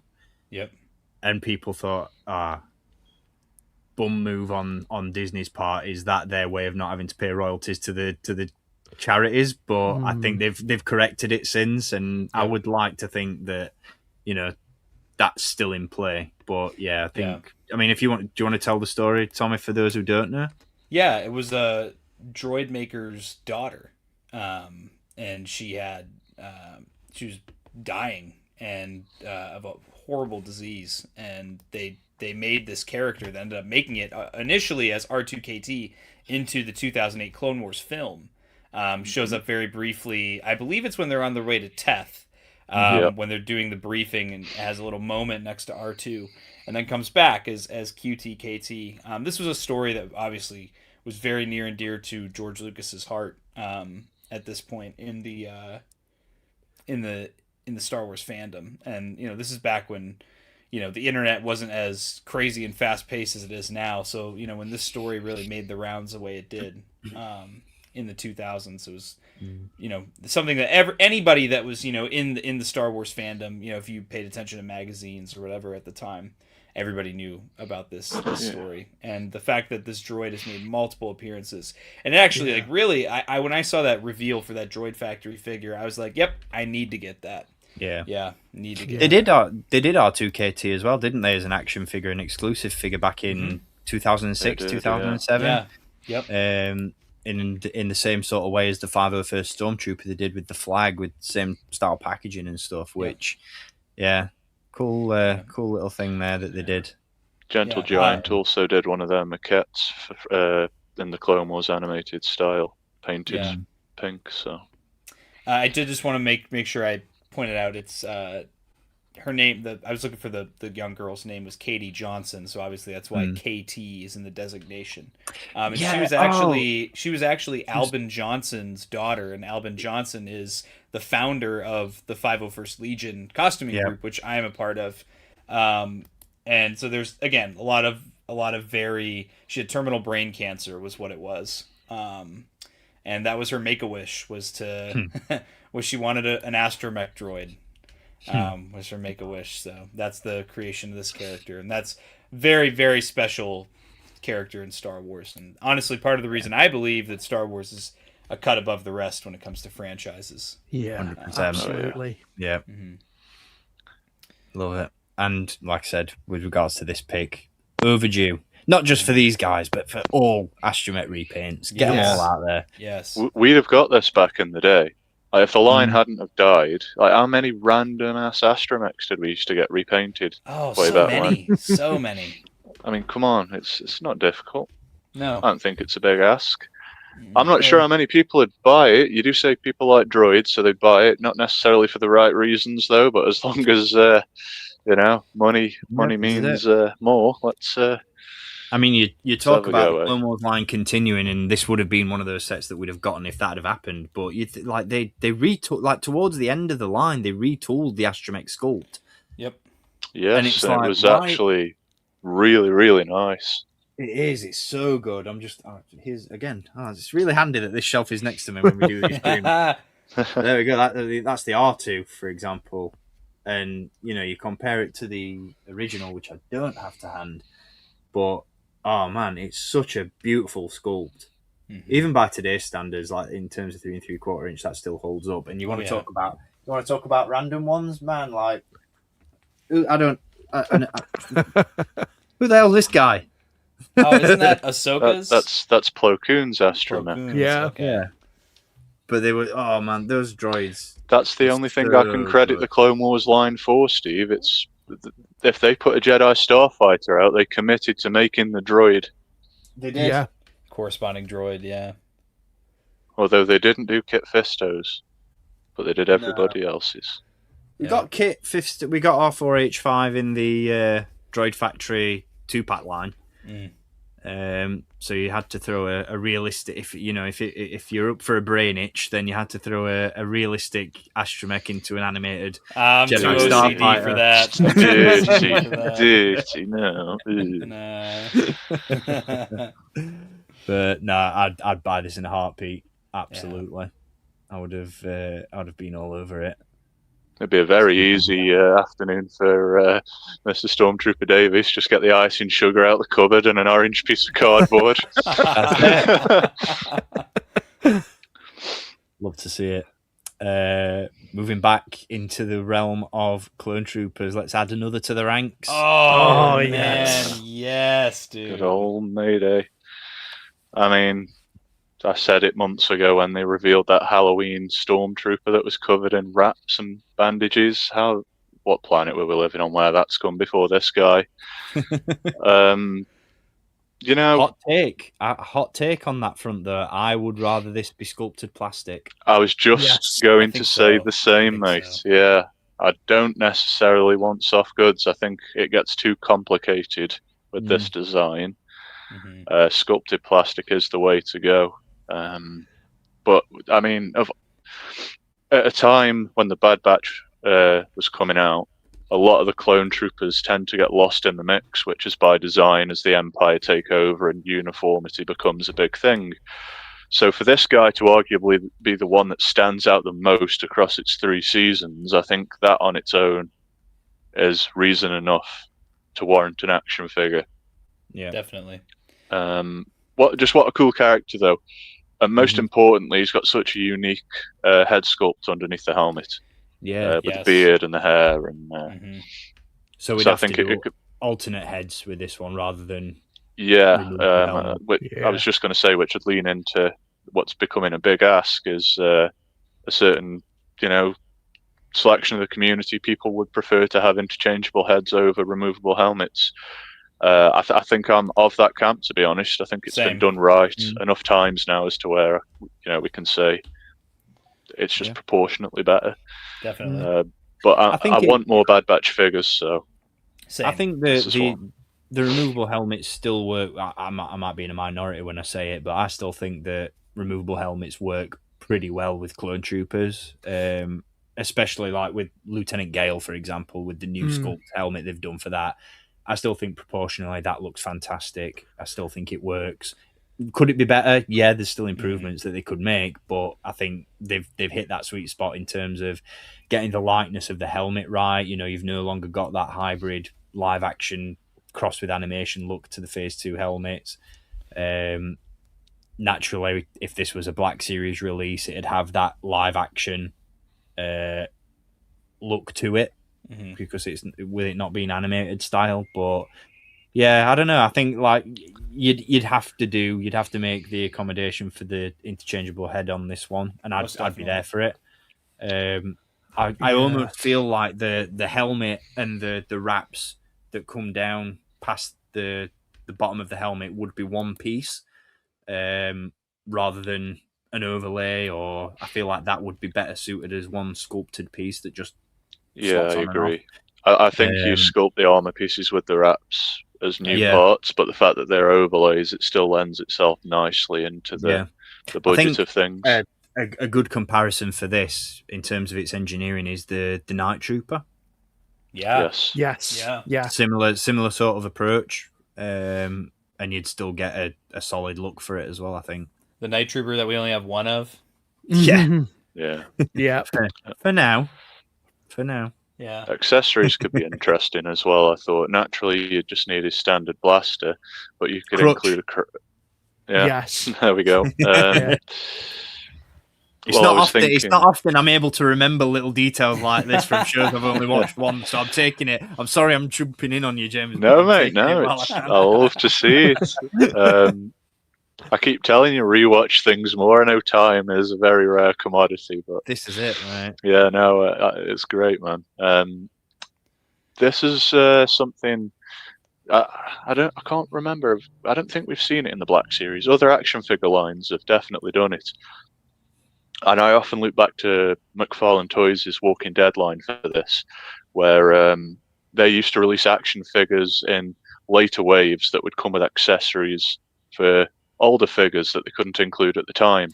Yes. So there were figures for anybody familiar with the show. There were figures of Carl Grimes, and because he's a child in the show, they couldn't put a firearm in with him due to contracts. So there was a figure of Tyrese a couple of waves later, and he came with that particular weapon, which it's a specific design, and it went with that figure.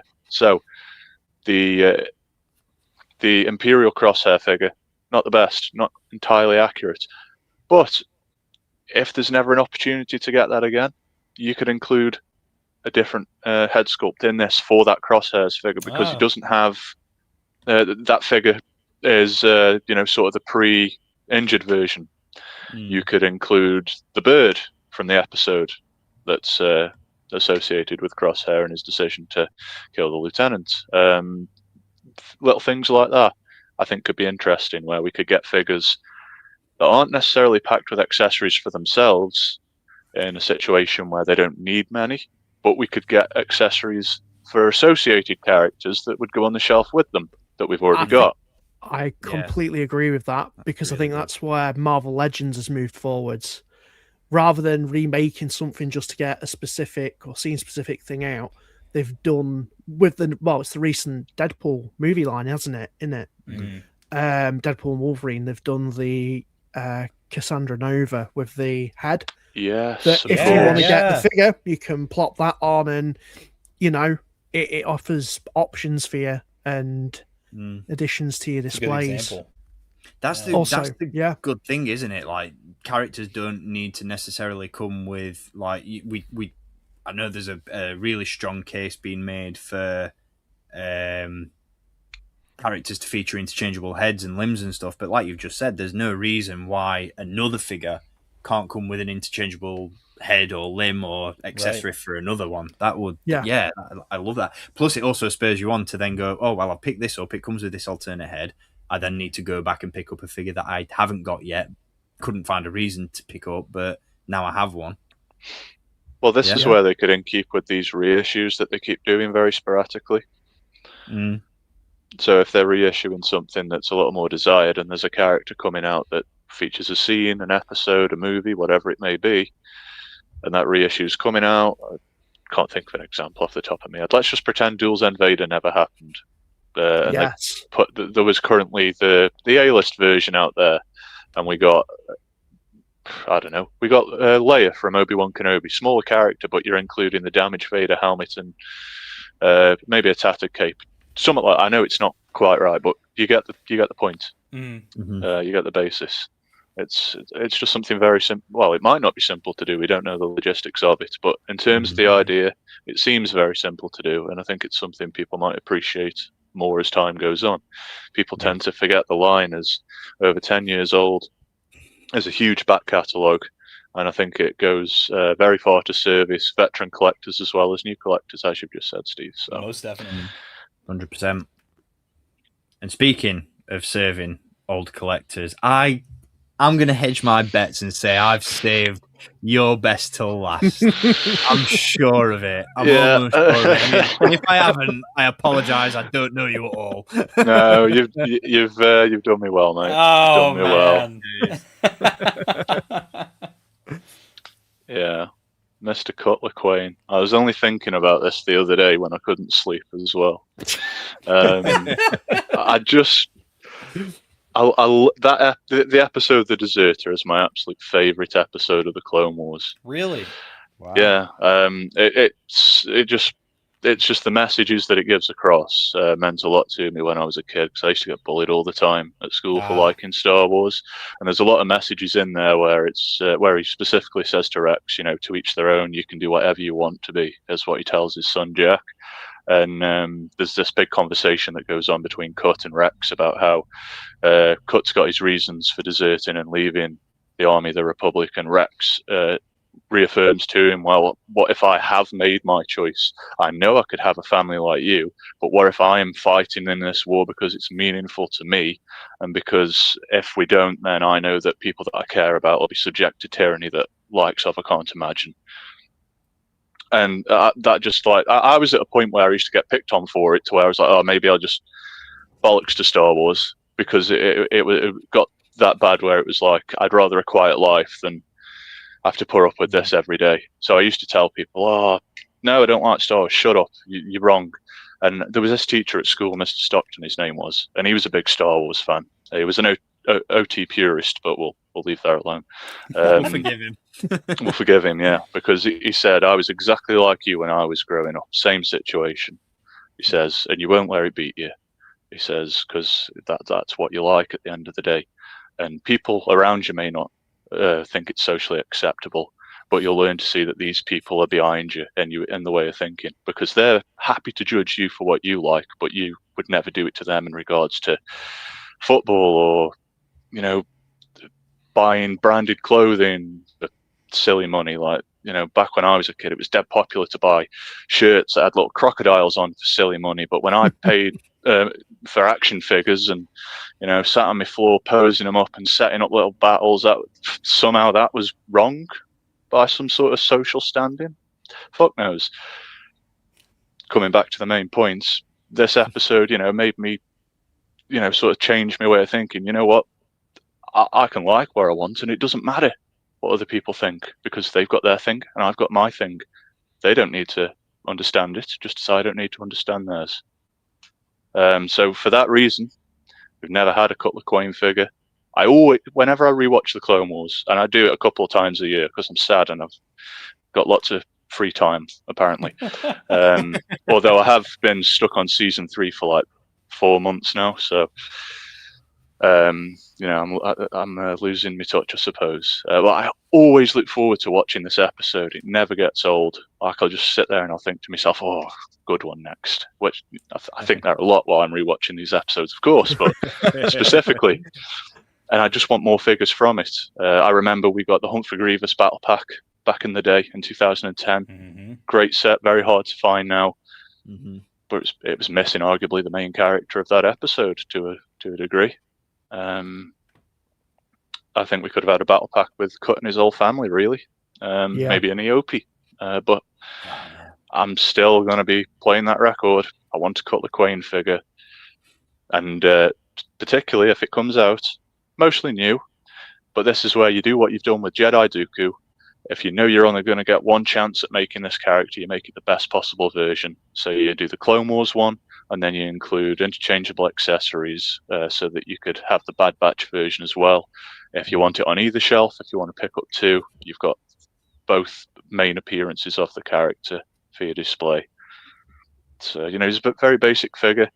You can have him with a long cycler rifle, and you can include some of the clone trooper weapons that he pulls out of that locker and arms Rex up with.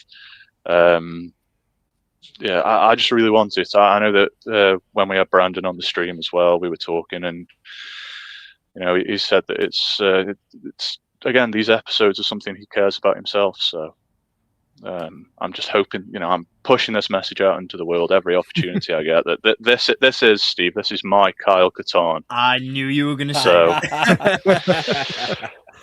No, That's do you know awesome. what? I love that you've like wrapped it up on that note, because I love. I mean, you spoke about it earlier, Tommy, about like Star Wars above all other franchises. It's got that deeper meaning. I know that you can find messages and meaning in other franchises as well, I'm sure, but Star Wars always does it so well. And that's one of the things I love about collecting from this franchise, because for the most part, in every collection, it's not just a shelf. It's not just shelves of figures. It's not just cabinets of hot toys. It's not just a helmet or a lightsaber. There's always something in someone's collection that has a deeper meaning, that has a story to it, and it's reasons like that where I'm always guilty of being that person that says that's a cool looking character. It's very toyetic. I want it on my shelf. Oh yeah, this is how I'd make it, but I love it, especially. And James does this so well as well. He always manages to find, like, whether it's an in-depth background of the character or whether it's a story of personal meaning. That is also justification enough as to why a character deserves to be an action figure. And that's what I love about Star Wars. James, I fucking love toys. I fucking love toys. Told you, boys, that's going on the headstone, that is, when death comes for me. I'm here for it. I do have to bounce in probably a couple minutes here, but I did want to say on James's point, it is, like Steve said, a lot of with Star Wars. I have such a deep appreciation for when people have a deeper meaning to why a particular part of Star Wars or a particular character means something extra special to them. And that's something that, like you guys are saying, it's something unique to Star Wars. You don't hear it as often or as prominently with other franchises like you do with Star Wars. And that's every figure I have. Of course, there's ones that are just rule of cool, but there's other ones there's plenty of stuff that I have on my shelves that it's not. That's kind of where this kind of hobby transcends we could sit on these live streams all day and pick apart, the tooling of a figure and whether we think it looks good or not, and how is this going to articulate. That's part of the hobby, yes, but at the end of the day, there's so many figures that represent a character that means something so deeply to us and our growing up. I mean, Star Wars has always been teaching me life lessons throughout all stages of my life, including right now. So I think it's definitely awesome. And when I hear people share stories like you did just now, that was awesome. Yeah. So good. Well, Tommy, it's been a pleasure to have you back on the stream, mate. I really appreciate you taking the time out of your day to join us. With a bit of luck, hopefully you'll tune into the replay and catch Dan and I's picks, because I'm not going to lie, spoiler alert, mine taps pretty heavily into the same sort of era of Star Wars as yours did, Tommy, but that's by the by. Dan's, on the other hand, wow. We'll get to that in a bit. But no, again, it's been a pleasure having you on. Before you do bounce, is there anything other than Black Series Most Wanted that you want to plug? I know you just put a collection update out recently. So good. Yeah, thank you guys. I will, unless the city's burning down when I get to work, I will probably be watching live once I get to work, have it on in the background. But I have a couple videos coming out. The plan is that tomorrow I'll have my next episode of the Blitzcast out. My fiance Jen and I are going to cover some of the rumors going on in Star Wars right now, with all different media and things. And then I have tomorrow, the plan is tomorrow evening, my predictions video for Monday's fan stream will come out. And then, of course, my 2 live streams on Monday. Other than that, I just have Star Wars content out the wazoo coming out all the time on Blitz Transmissions. I'm always cooking something up. As always, guys, thank you so much for inviting me on. This has been awesome to come back and to cover again my favorite era of Star Wars, and do a little wish list on here. So you guys are awesome. I appreciate you guys, and thanks for having me back on the stream. Always a worries. Thanks pleasure. for joining Yeah, us. no problem, It's been man. good. Come back again. Yeah. Yeah. But as always, may the force be with you. I'm going to leave on purpose this time instead of like I did about 20 minutes ago. So, we'll see you guys. See you See you, later, man. man. Go catch some bad guys. Okay, so let's jump into some more lists. Dan, because of the because of the breadth of media that your list covers, we're going to save the best to last. Oh, go on then. So We'll we're call going it the to best. We'll We'll see I what would. chat says. We'll see Yeah. what chat says. So we'll jump back into some Clone Wars love, and let's throw it back to 2003 because my next pick, Whoa. and it's funny that you mentioned Hunt for Grievous, James, because this is the OG Hunt for Grievous. Yeah. Those who know. But yeah, this is the ARC Trooper Heavy Gunner that was initially released in that initial Hunt for Grievous battle pack back in the Saga Collection 2006 and came with, for some bizarre reason, a Gatling gun, which just looked strange considering we knew what we saw. You know, our eyes didn't deceive us. The evidence was there. We knew what was on screen. This guy, the quad gunner, oh my god. Like, thankfully we have a 3 3/4 inch representation of this, but to see this immortalized in 6-inch would be absolutely unreal. And yes, I don't like to advocate it because I like to pay as little as I can for my figures, but deluxe the holy hell out of this. Give us the hinged cannon. Give us, to Dan's point, stick some electronics in there, button on the back that makes the guns go like that. Maybe I'm aiming a little bit high there, but do you know what? I just love this design. I love the fact that it's an ARC Trooper, it's an ATRT driver, and it's a big fuck off gun. So I'd love to see this in Black Series. I'd love to see it upscaled from its 3 3/4 inch counterpart. One of the things I really loved about that Legacy Collection figure that we got was the windswept Kamer. I'm not expecting to see anything like that in Black Series. I don't necessarily think that dynamic sculpting always works unless you're the Ronin. So soft goods Kamer would be absolutely fine. We've got the base sculpt of the Clone Troopers already. Removable helmet, sure. By all means, I don't think it necessarily needs it, but it's a Clone Trooper, so it means that Hasbro are probably going to do it. But yeah, an ATRT driver inspired helmet on this one as well would be absolutely beautiful. And then just to see the level of detail that they'd pile into a realistic interpretation of that quad gun would be so good. I'd absolutely love to see this. And then to hell with it, let's have some original flavor ARC Troopers released to I was just about to say, mate, it would be the Road to Redemption, because I'm still vexed about that one and the Tartakovsky packaging that they did. So am I, mate. Trooper, and it's just a repaint of Echo. Oh, man. Yeah. My blood pressure has just got specific memory points for that day when I saw that. I was raging. Me and Dan were as well, to the point we did like a 17-minute review of it.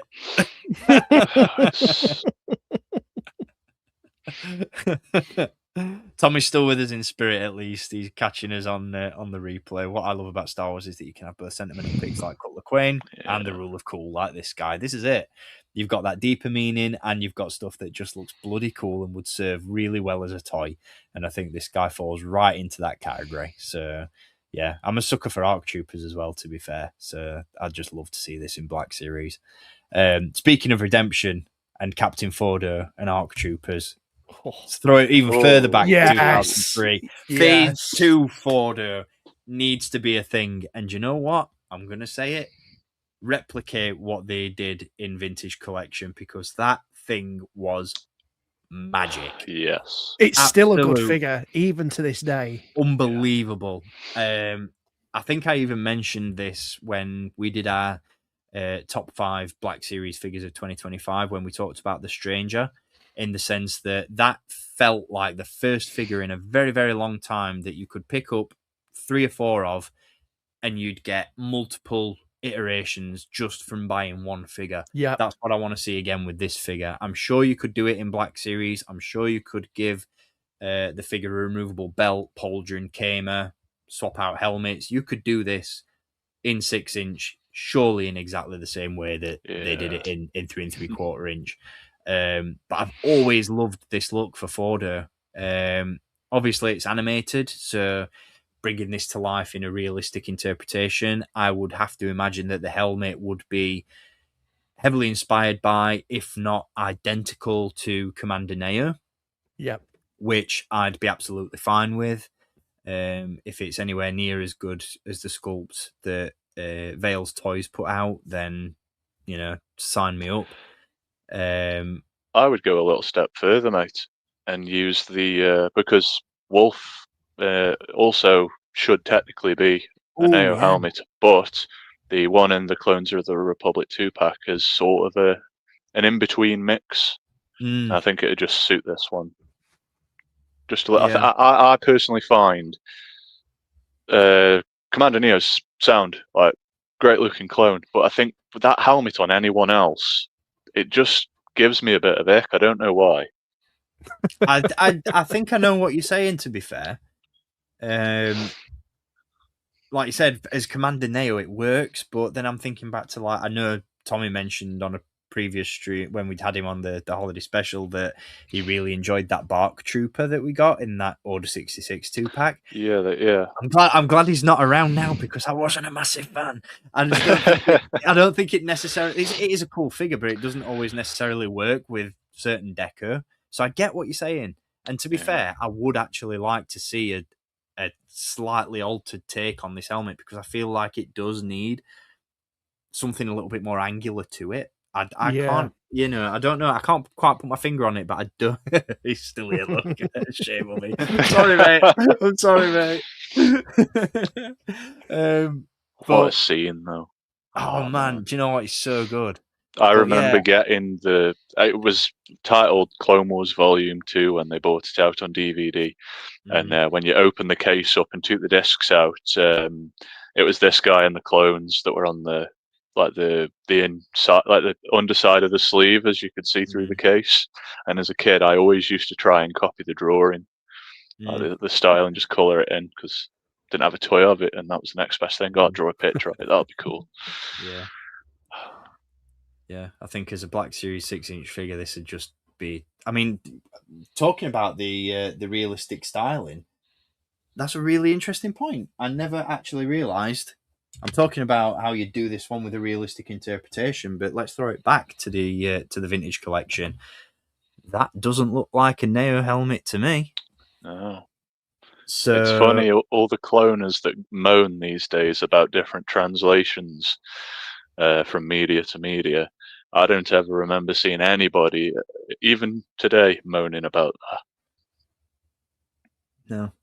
I mean, you look at it, and it's more of a new helmet than you actually realise, even round to some of the detail on the back. The fin is slightly different as well. The helmet matches the head sculpt because he's got a mohawk on both. But what a fire figure this was back in the day. And even still today, like, I know we've got new Clone Trooper sculpts within the vintage collection, but this one still holds up, if you ask me. It's incredible. One of the best. So good. It's a shame we never got the Rex that was loosely inspired by that release. Yeah. The one that we actually got images of as well. Yeah, that's the one. Was it supposed to be like the second Legacy Builder Droid wave, and then they pulled the plug? Yeah. Such a shame. But yeah, I think, just like I said, just replicate this in Black Series. Do it in the same way as you did it in vintage. Soft goods Kamer, interchangeable belt and pauldron, 2 helmets, deluxe it. I'd be happy with that. Yeah. More than happy with it. This ties nicely into one of my picks for the Expanded Universe stream as well, which is something. I don't know if you've shared that. Oh, spoiler if we haven't.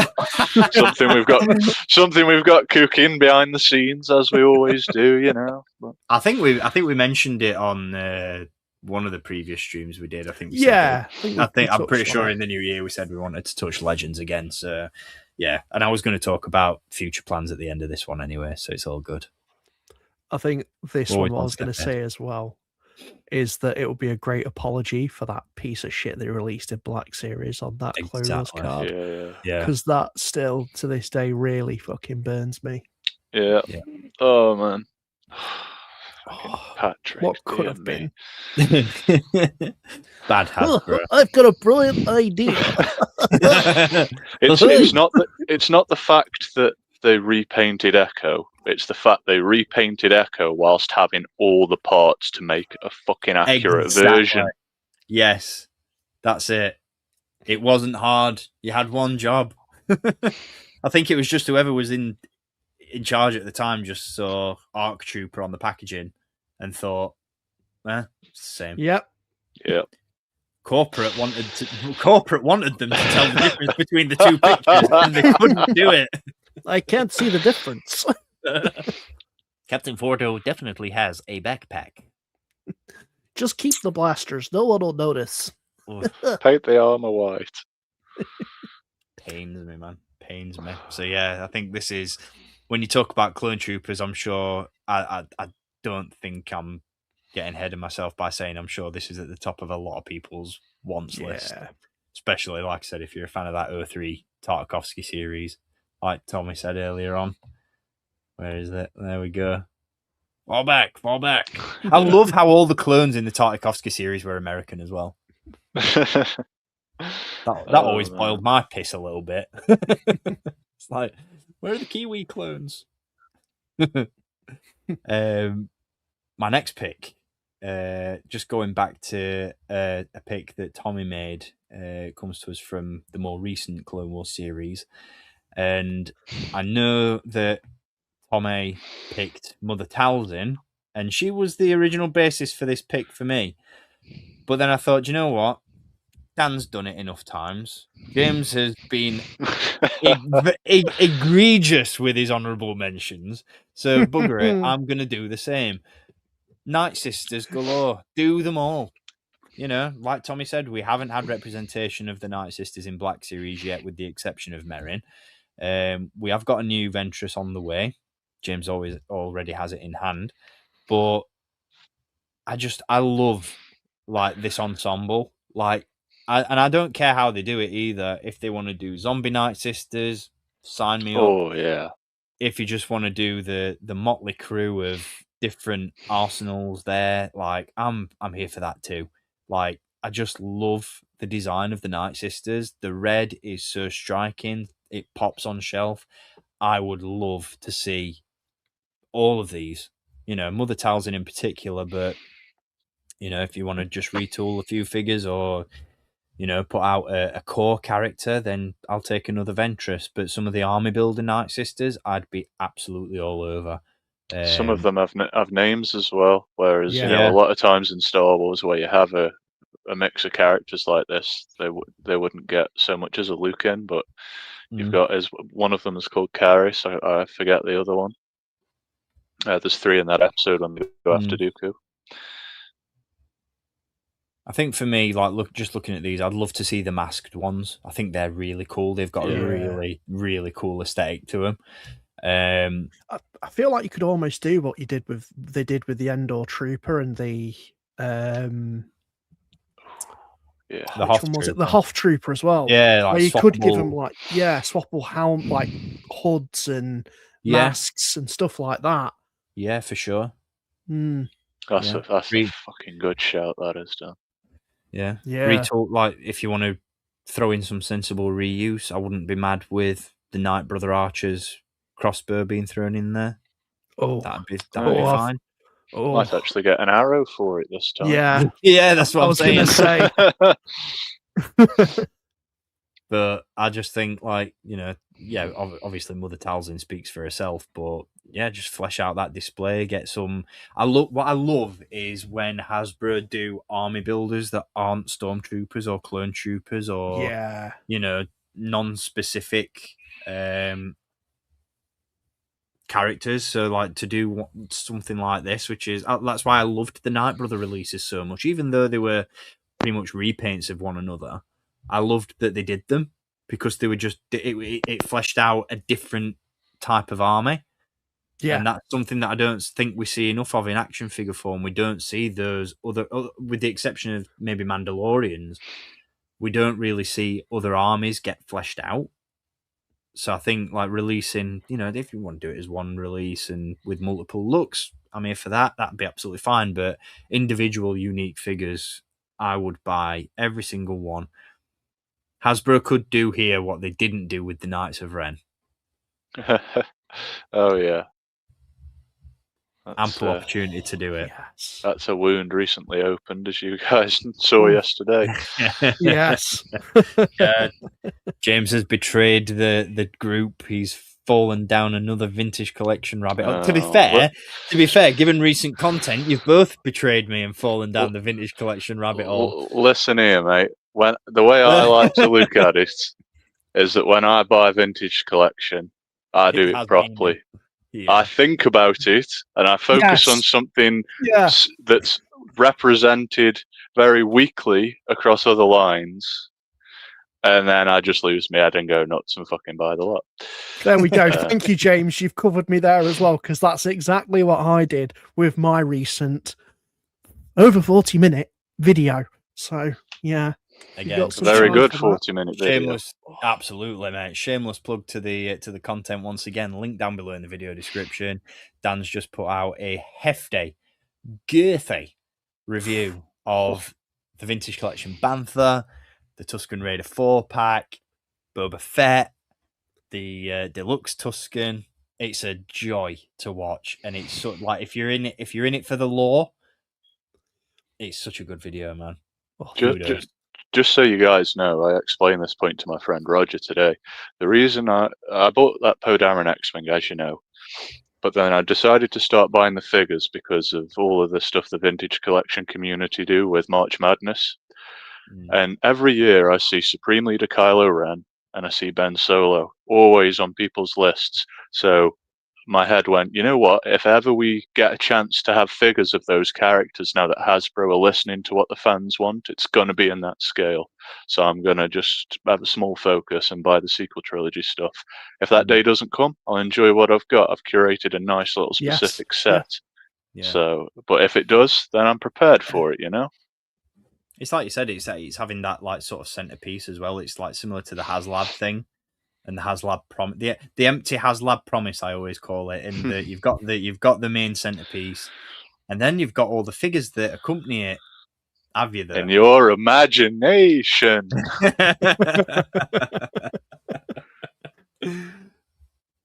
But yeah, Night Sisters, like I said, I think just give us all of them.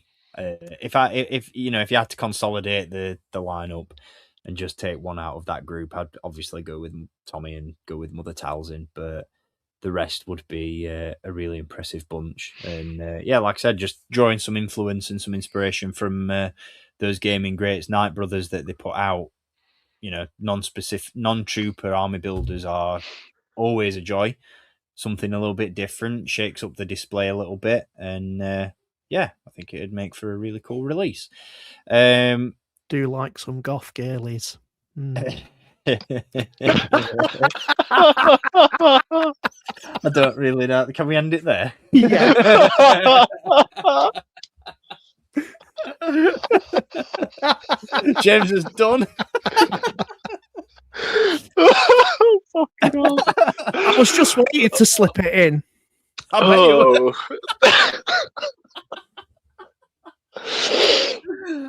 Oh, dear me. Mummy Talzin, come on now. Wow.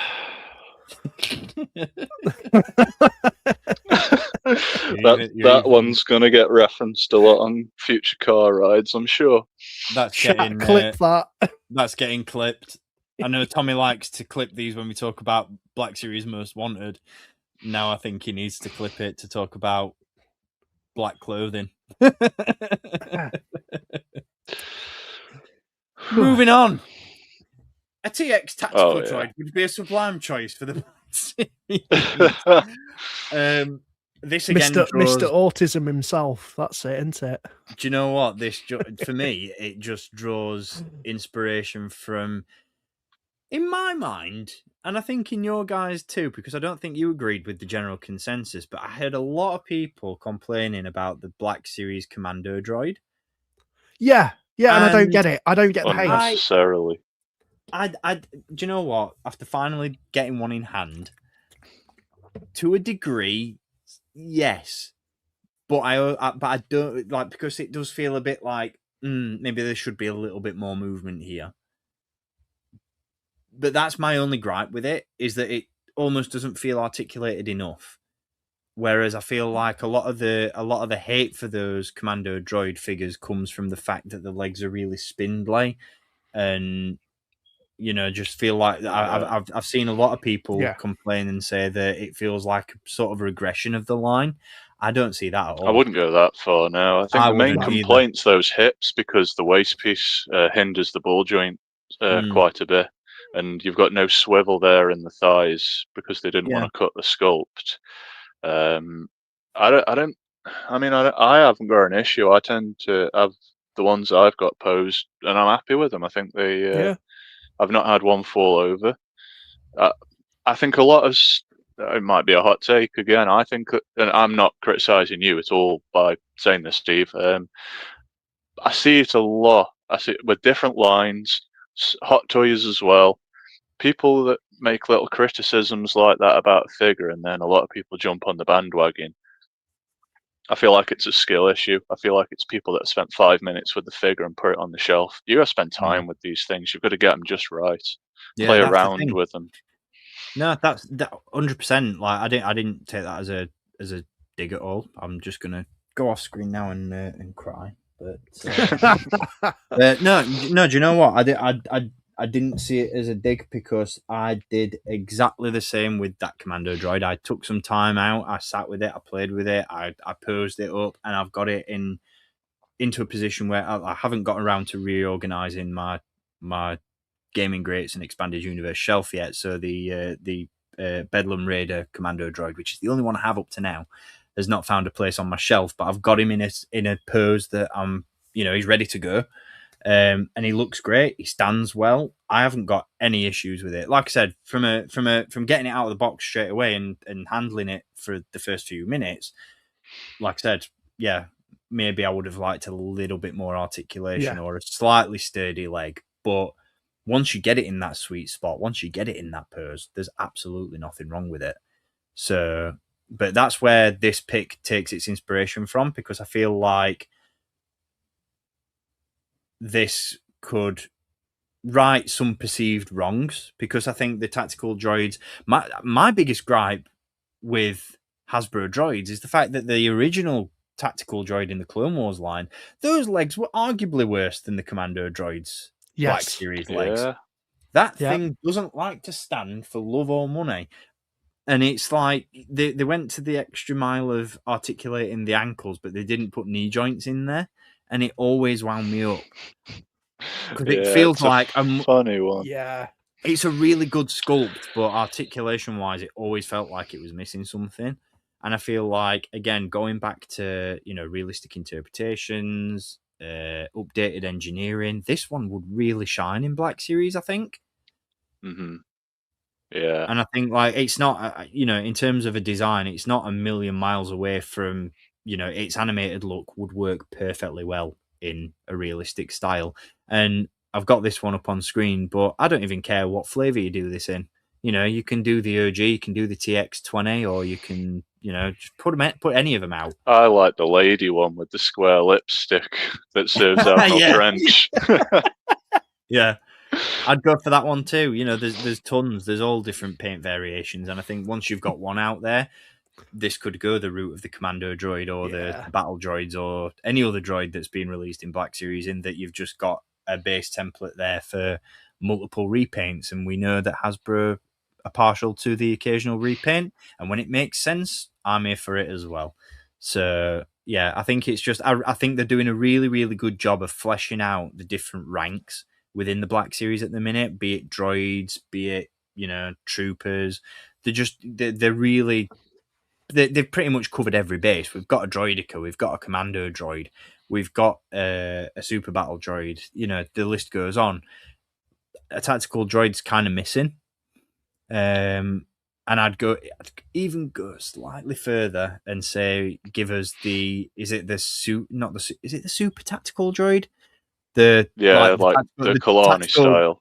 Yeah, I was really I was really on the verge of picking that purely from a toyetic standpoint because I feel like that's a more interesting design. But just going back to what we talked about earlier in terms of personal meaning and having a more emotional tie and connection to characters, I'm more inclined to pick the original tactical droid just because it's the one that I, affiliate the most with. It's the one that I think of when you say tactical droid. It might not be as necessarily an interesting design as such as a Kalani, but I'd love to see it in Black Series. I think it'd work so well.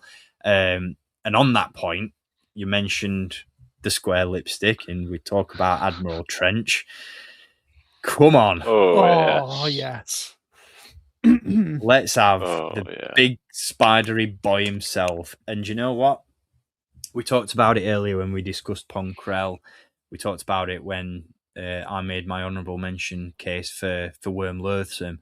I'd love to see that. Like, I think Worm Loathsome probably doesn't lend itself in terms of making a case for this guy as I thought it would, but I'd love to see this in realistic style. I'd love to see it interpreted in that Black Series, depth and detail that we've known and loved from it. Scary Spider Boy. It looks so good, and in particular, I'm going with this version of Trench over the original look with the fur coat because I love the cybernetic arms. I love the details on the arms. The robes look really interesting. It's such an intricately designed character.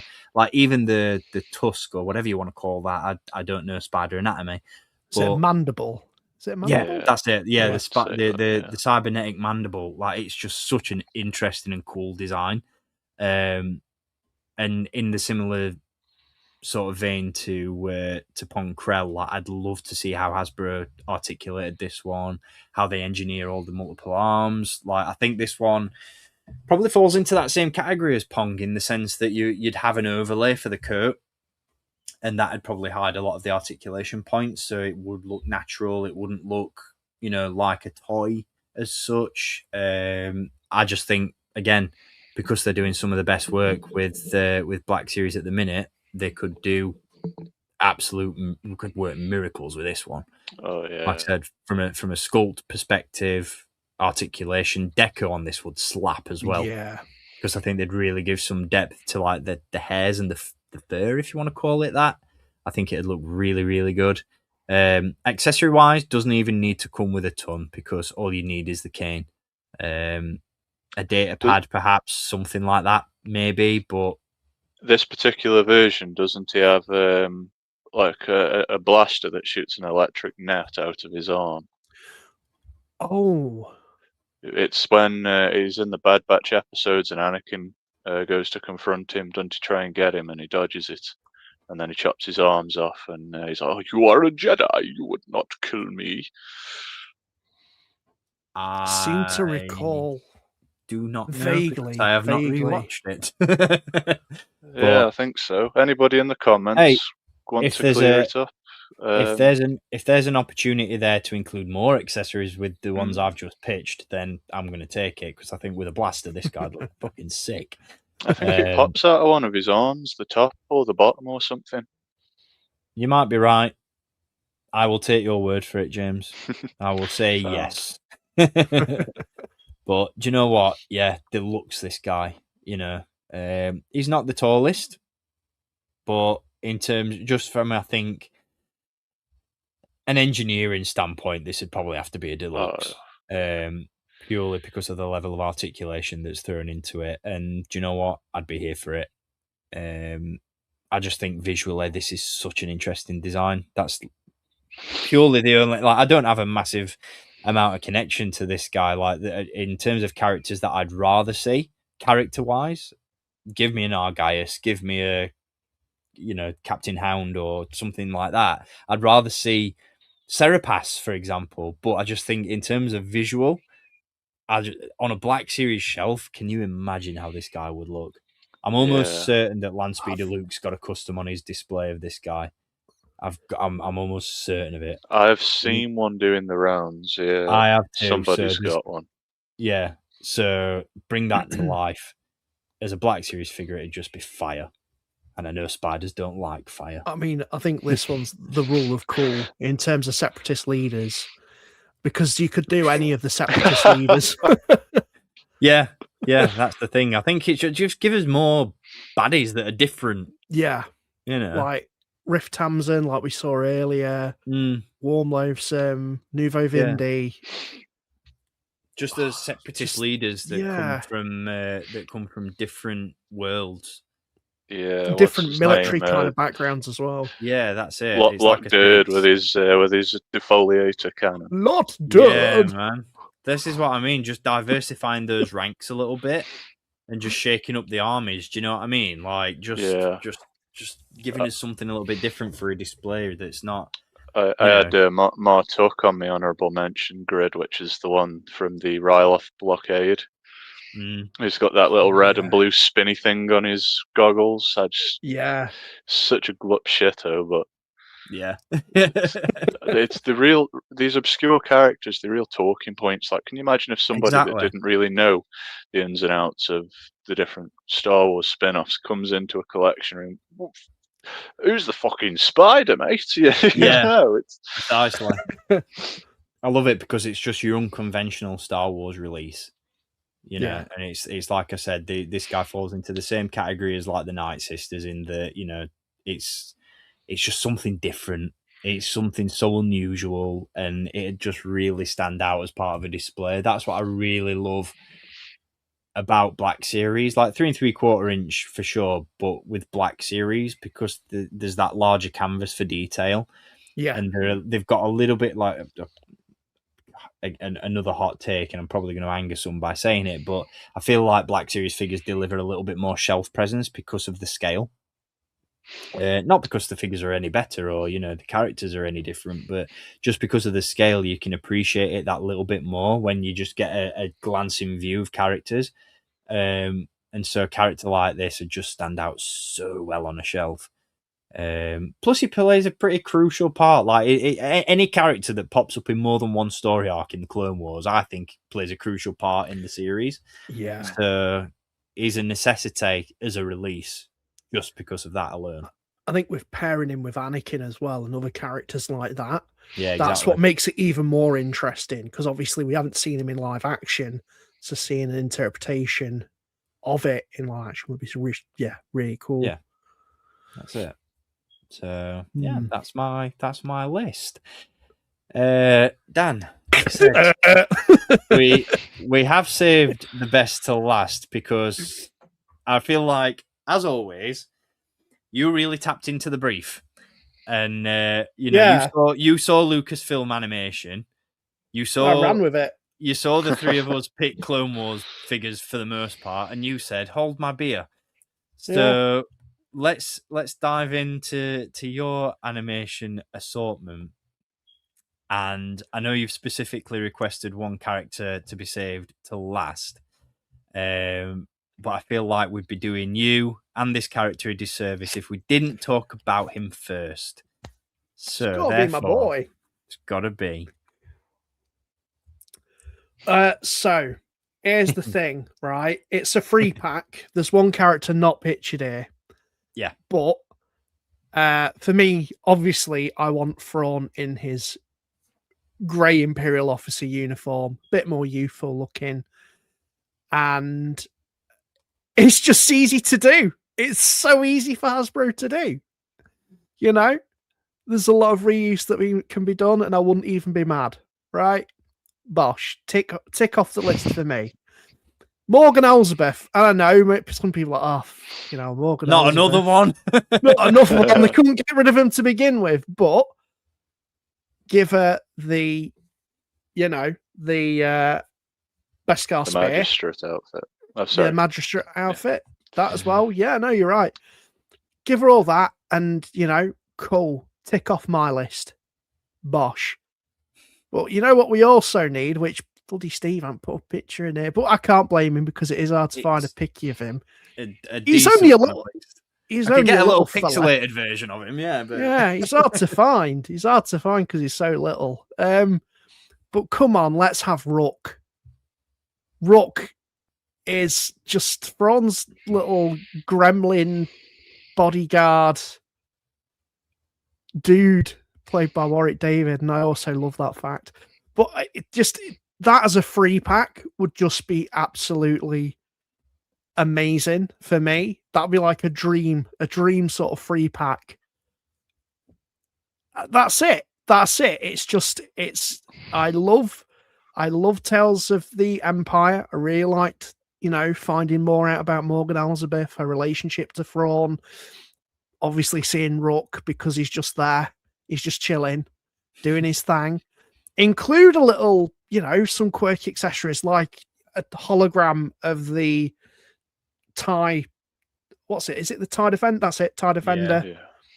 Yeah. You could really, really go all out on this set.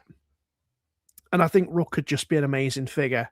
But to get Thrawn out there, again, on a look like this. On the subject of Rook, shout out to Syndicate Customs. I shared in our group chat earlier today. So it was good. So funny that it popped up today because obviously Dan was making this pitch. But if you check out Syndicate Customs over on Instagram, he's just put together the parts for a Black Series Rook figure. And if you want to get an idea and a visualization of what some of these characters that haven't been made yet would look like, check out some of the awesome work that some of these customizers are doing. Because the quality is just absolutely unreal. I know in terms of character, it's completely the opposite direction. Did you guys see that he also has a overlay kit for Grief Karga if you want to make the season 3 version?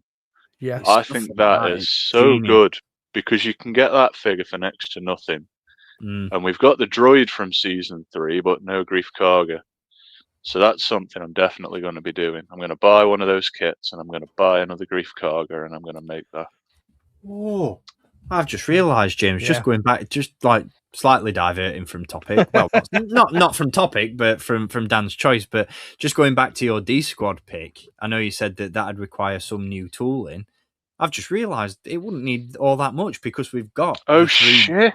We've got the 3 droid styles in Black Series. We forget about that particular droid. Yeah. Well, I would want the head to open up. You see. Because he's he's got his little command center in there, and you could have him with his little water bottle hanging out the top of it, dying of thirst. But if they wanted to go the slightly lazier route, then just repaint R4. Is it R4D6 or R64? I don't even know. I've completely lost Grief Karga's astromech droid. That's the one. Yeah. Which still to this day, like as much as I love that figure, it still perplexes me that of all the astromech repaints and retools that they could have done, that's the one they went with. New media. Yeah. Well, it's there. I mean, don't get me wrong, it's a sick figure. I absolutely love it. I like that one a lot. I do. I love that design as well. Like that's again diverting from course, but when I do the droid depot next month at Disney World, I'm going to build one of those astromechs with the cone. Because I love it. It's just so different. It's not something you see all the time. So that's the one I'm gonna do. I think colors to be confirmed, but yeah, that's the design I think I'm going for. But yeah, like I said, it just as a shout out to some of the amazing work that various customizers like Syndicate are doing. Like if you want to see, if there's a figure that you're thinking of that, oh man, I'd love to see that, go and check out some of their work because you get an idea of what some of these ideas would look like. Could be. Yeah, exactly. And that's one of the things that I love the most about doing Wishlist is just visualizing and picturing what characters could look like in action figure form. Really gets the creative juices going.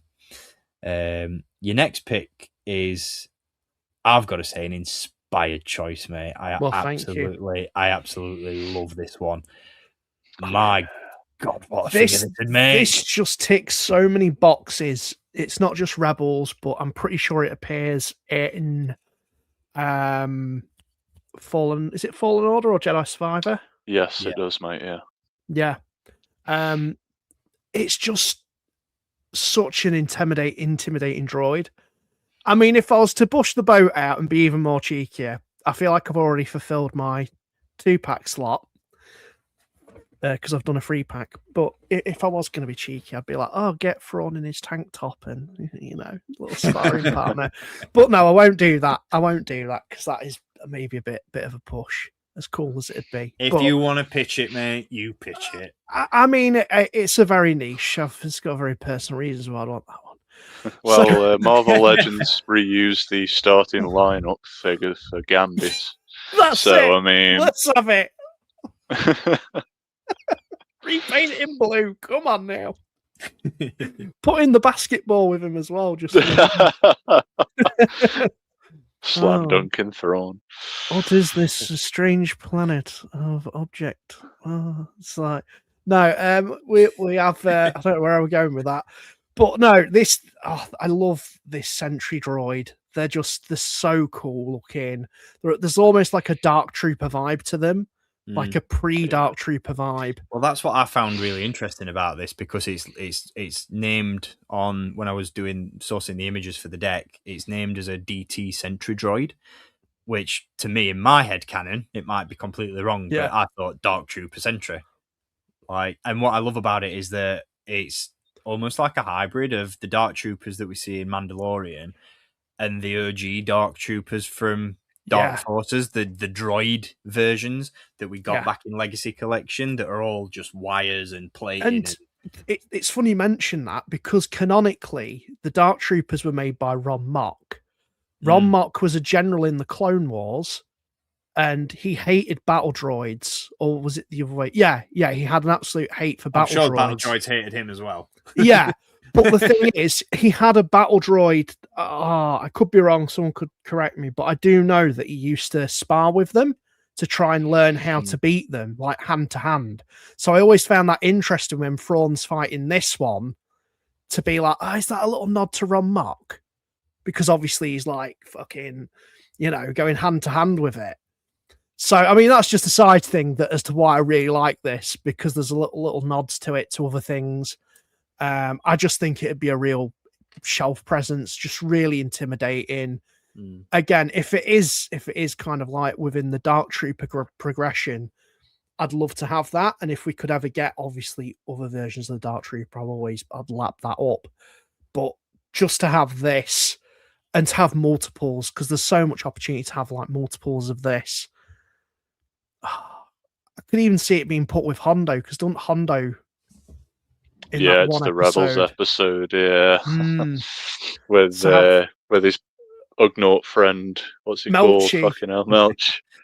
Melch. It's fun. That is. That's another episode where they cameo the Ark of the Covenant as well. Yes, it is. Yeah. Yeah. So I don't know. They look so cool. Yeah. It'd be a lot. Given how Hasbro have been really good at designing droids.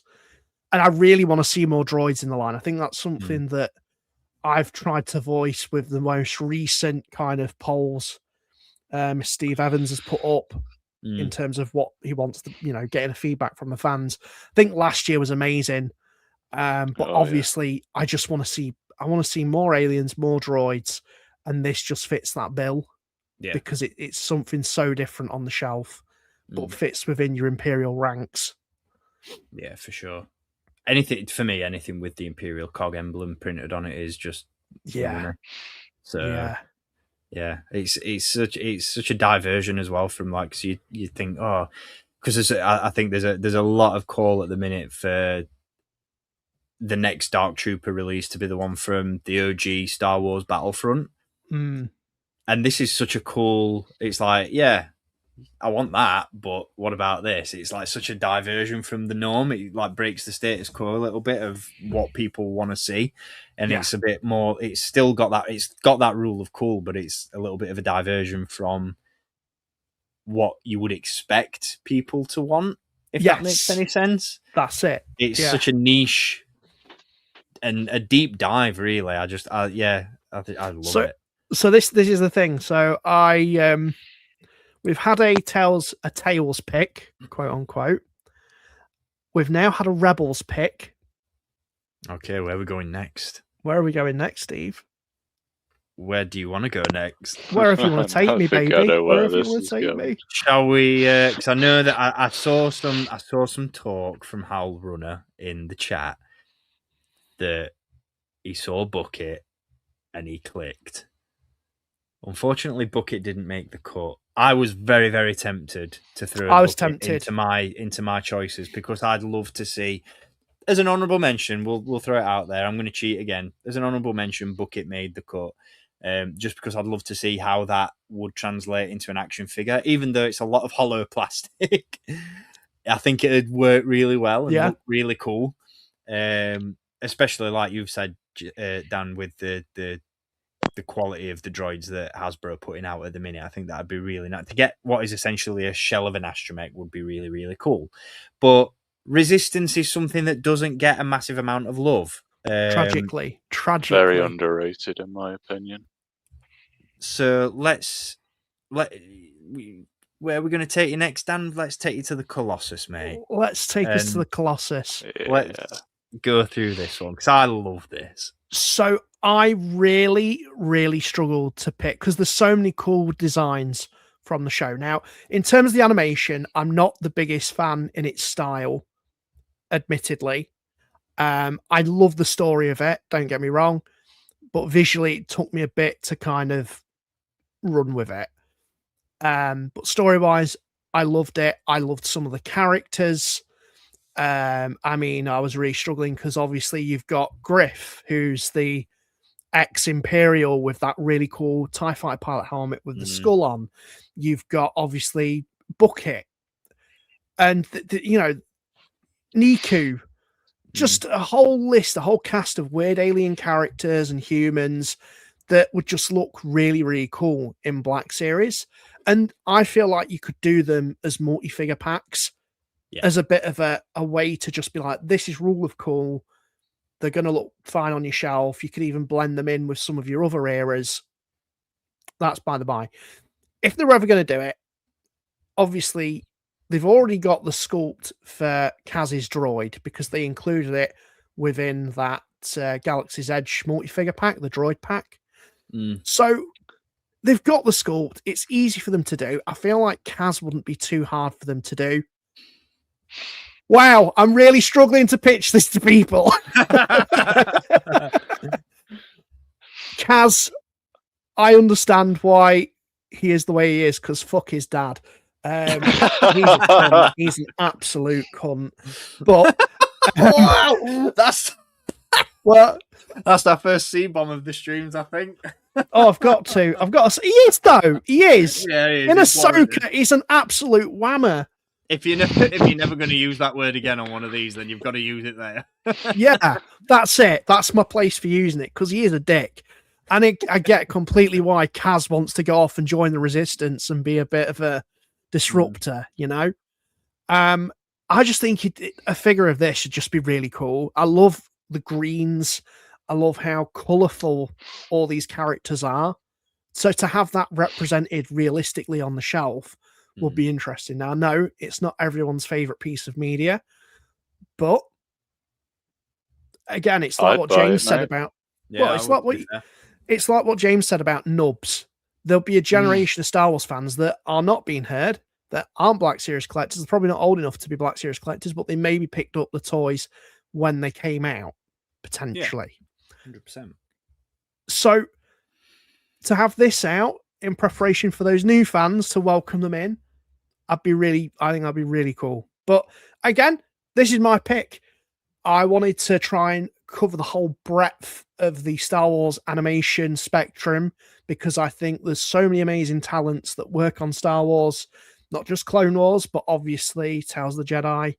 And even before all of this, as a bit of an allusion to what's to come.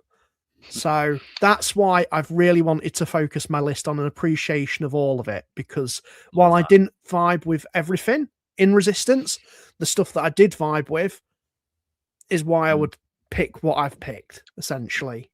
Yeah. I like him because he looks like adult Ben 10, so I think he's cool. And you know what? To be fair, we have we've seen trickles of Resistance make its way into Black Series because we've got Commander Pyre, and admittedly, it's a trooper, so obviously it's going to make that transition into the live action style of Black Series a little bit easier.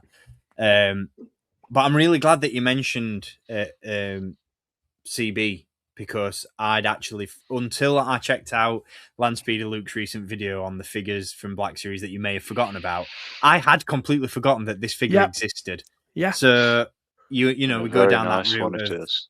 Yeah, I'm good that I missed out on it, really, because you talk about, from, as we always do with these streams, like approaching this from an engineering standpoint. It's a pretty easy one for them to do because they could just repack.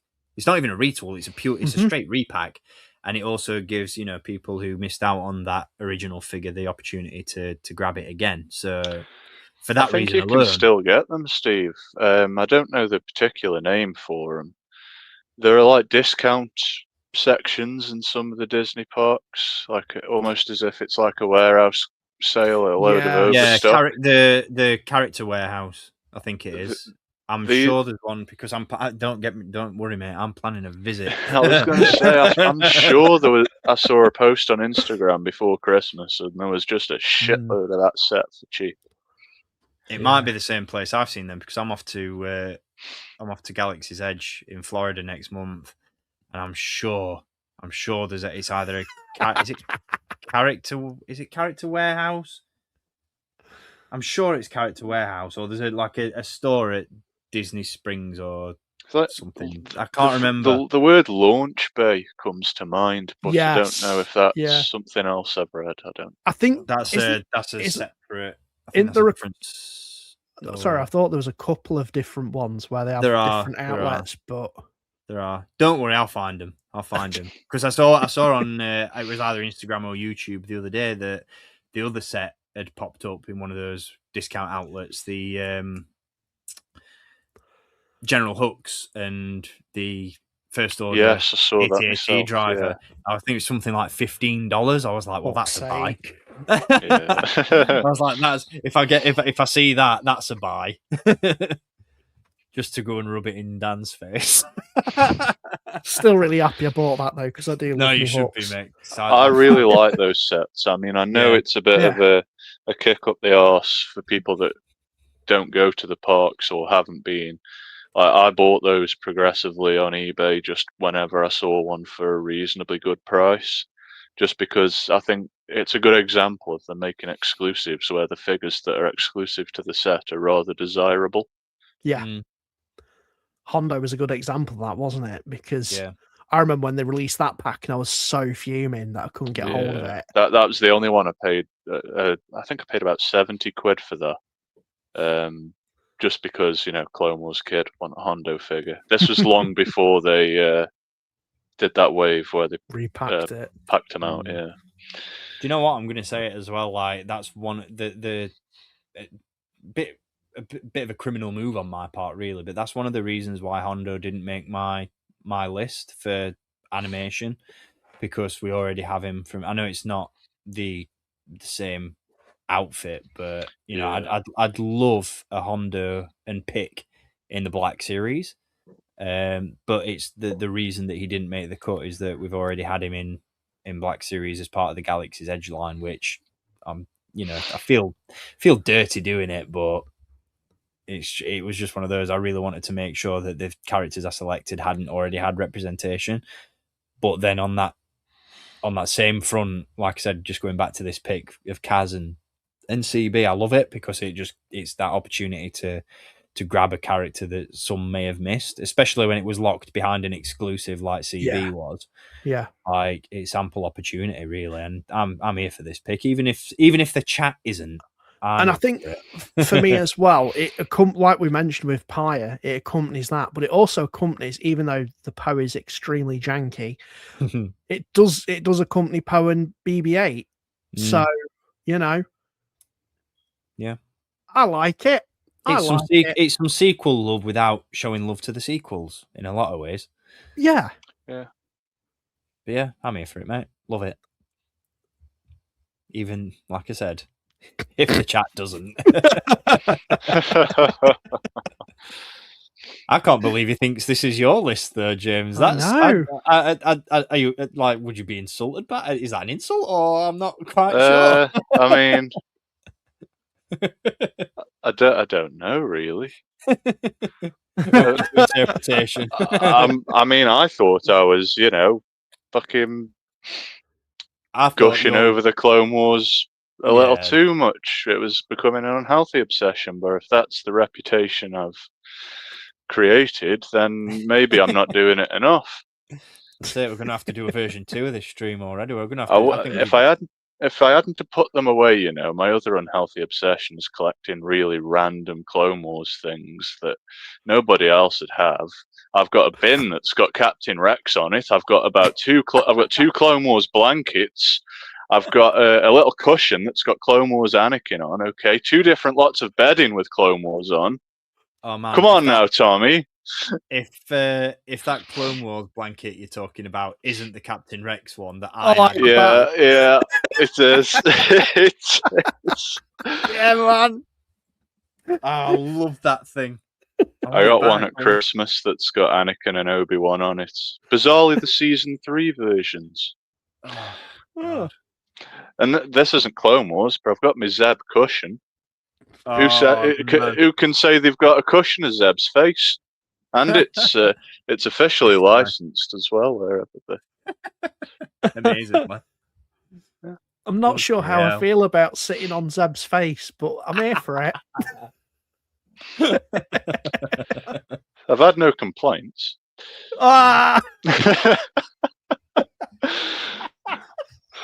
You can tell it's getting late, can't you? Wow. Diving into the X-rated stuff now. Toy talk and live chat after dark. Let's go. This is the sort of stuff that you have to pay money for, I thought. Well, look, still got my juice glasses as well. Yeah, there we go. He's not still even in the packaging. That were a good spot by me that way. 100%. Yeah, it was. Top tier stuff. Well, shall we throw it back to some more Clone Wars? I think. Go on, yeah. I think we've upset the chat enough with Resistance talk. And you know what? I'm gonna be that guy as well, Dan. I'm sorry. I watched season 1 and I didn't go any further. I know that apparently season 2 gets better, but it wasn't my bag, I'm afraid. Each to their own, and I appreciate the love, but it just wasn't for me. Hey, that's fine. Each to their own. I feel like, to be fair, I feel like I owed Harry that one because I absolutely ripped him to shreds for his pitch to reuse the Clone Commander Obi-Wan. So I had to, throw him some love back.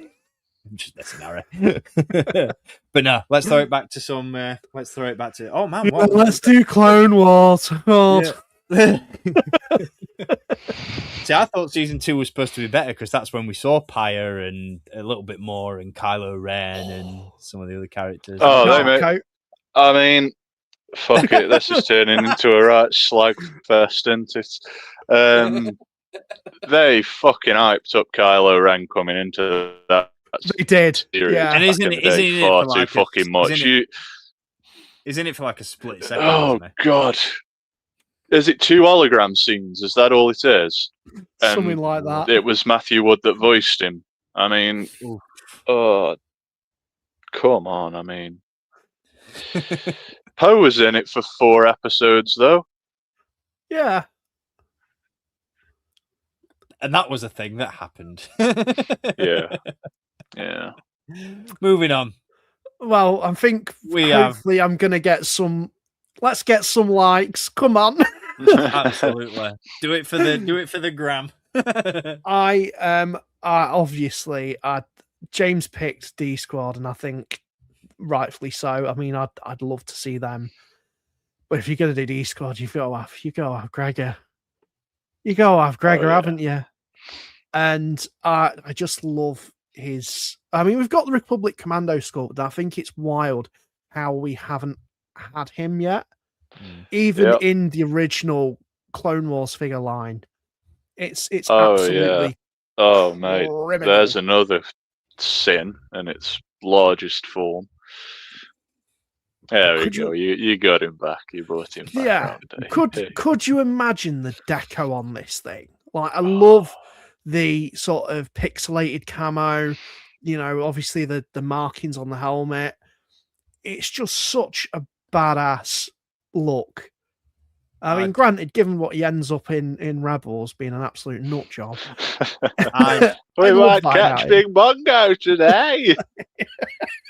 I'm gonna pitch one caveat for this, and this is one absolute must, that if Hasbro ever do it, which I'm confident at some point, maybe not in the immediate future, but I'm fairly certain at some point this will become a thing.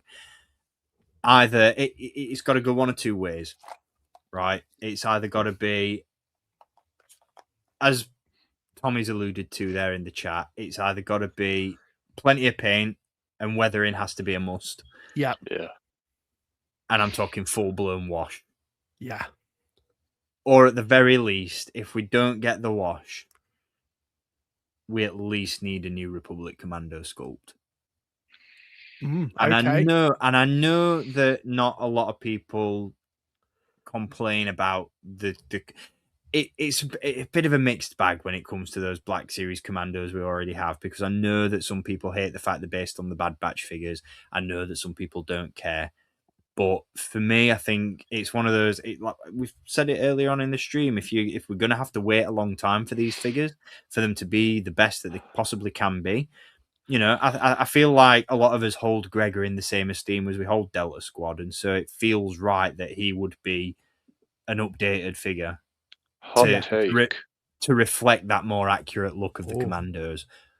And I feel like I know where you're going to go with this hot take, James. But if you make Gregor, the last time that you use the current mold, because if anybody deserves that mold that moderately represents the animated version, then it's Gregor. I knew you were going to say that. But I would like to say, I understand that people want chunkier ones for Delta Squad, which is fine. I agree with you, because if they look like the game, fantastic, right? But I'm just going to say, regardless of what packaging they came in, the original versions were always intended to be Clone Wars versions, because Fixer has specifically got the paint deco that matches the Clone Wars version of the character. Yeah. It's the only time you see it. Again, people that sometimes don't necessarily know what they're fucking talking about, and then the internet just sinks the claws in. But they were never intended to be the proper ones. Yes, they were in Gaming Greats packaging, but if it was a case of, we know we're going to get one over on them on this, boys, we're going to fucking use this figure and reprint it, bam, bam, bam, then it would have had the print on it from Republic Commando for Fixer. But the torso is like missing some of the green paint that the video game version has. The Clone Wars version actually doesn't. So there you go. Pitchforks at the ready. But just to go back onto the boy on screen, I kind of wanted to pitch this as a multi-figure pack, because I feel like, as you see in the background there, you've got some battle droids, and I feel like he should come with at least one, if not two, battle droids. Maybe make one of them the Commando, just to get that out there. Because I think, having that whole standoff, you need to recreate that in some way as a figure pack. And again, army builders. Yeah, and it becomes a perfect candidate for an Amazon exclusive as well, doesn't it? At the end of the day, because it follows that same pattern of releases that we've had in terms of repaints.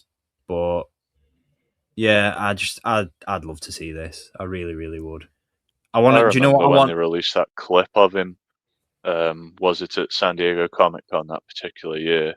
They did it to an audience in a room. I remember that much, and people were fucking raving. I mean, it's impossible to think it's been all these years, and I mean, Hot Toys are the only ones that have tackled him. Yeah, which is wild, given that it's a high-end collectible company, and Hasbro haven't done many of what they've done. It's pretty nuts. Yeah, it is pretty wild. So just get him done. Come on now. It's a must. He's a must. I can't believe we got that Battlefront Commando before we got Gregor. Actually, yeah, don't. That's criminal. Absolutely criminal. I know, Dan, that you made a really nice Christmas tree decoration out of that one, but that camo, he kept eluding me. He did. I was almost going to leave him back home on the bloody tree. At least I could find the battle droid because it's pure white. But oh god, what even was that? Watermelon flavour. That's what that was. Yeah. It's like urban combat. Urban what? Down in the streets, bruv. I sometimes feel like those Battlefront repaints. Sometimes there's deep cuts and then there's those.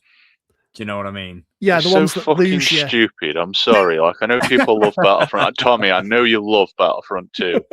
But whoever at EA and DICE were in charge of developing that.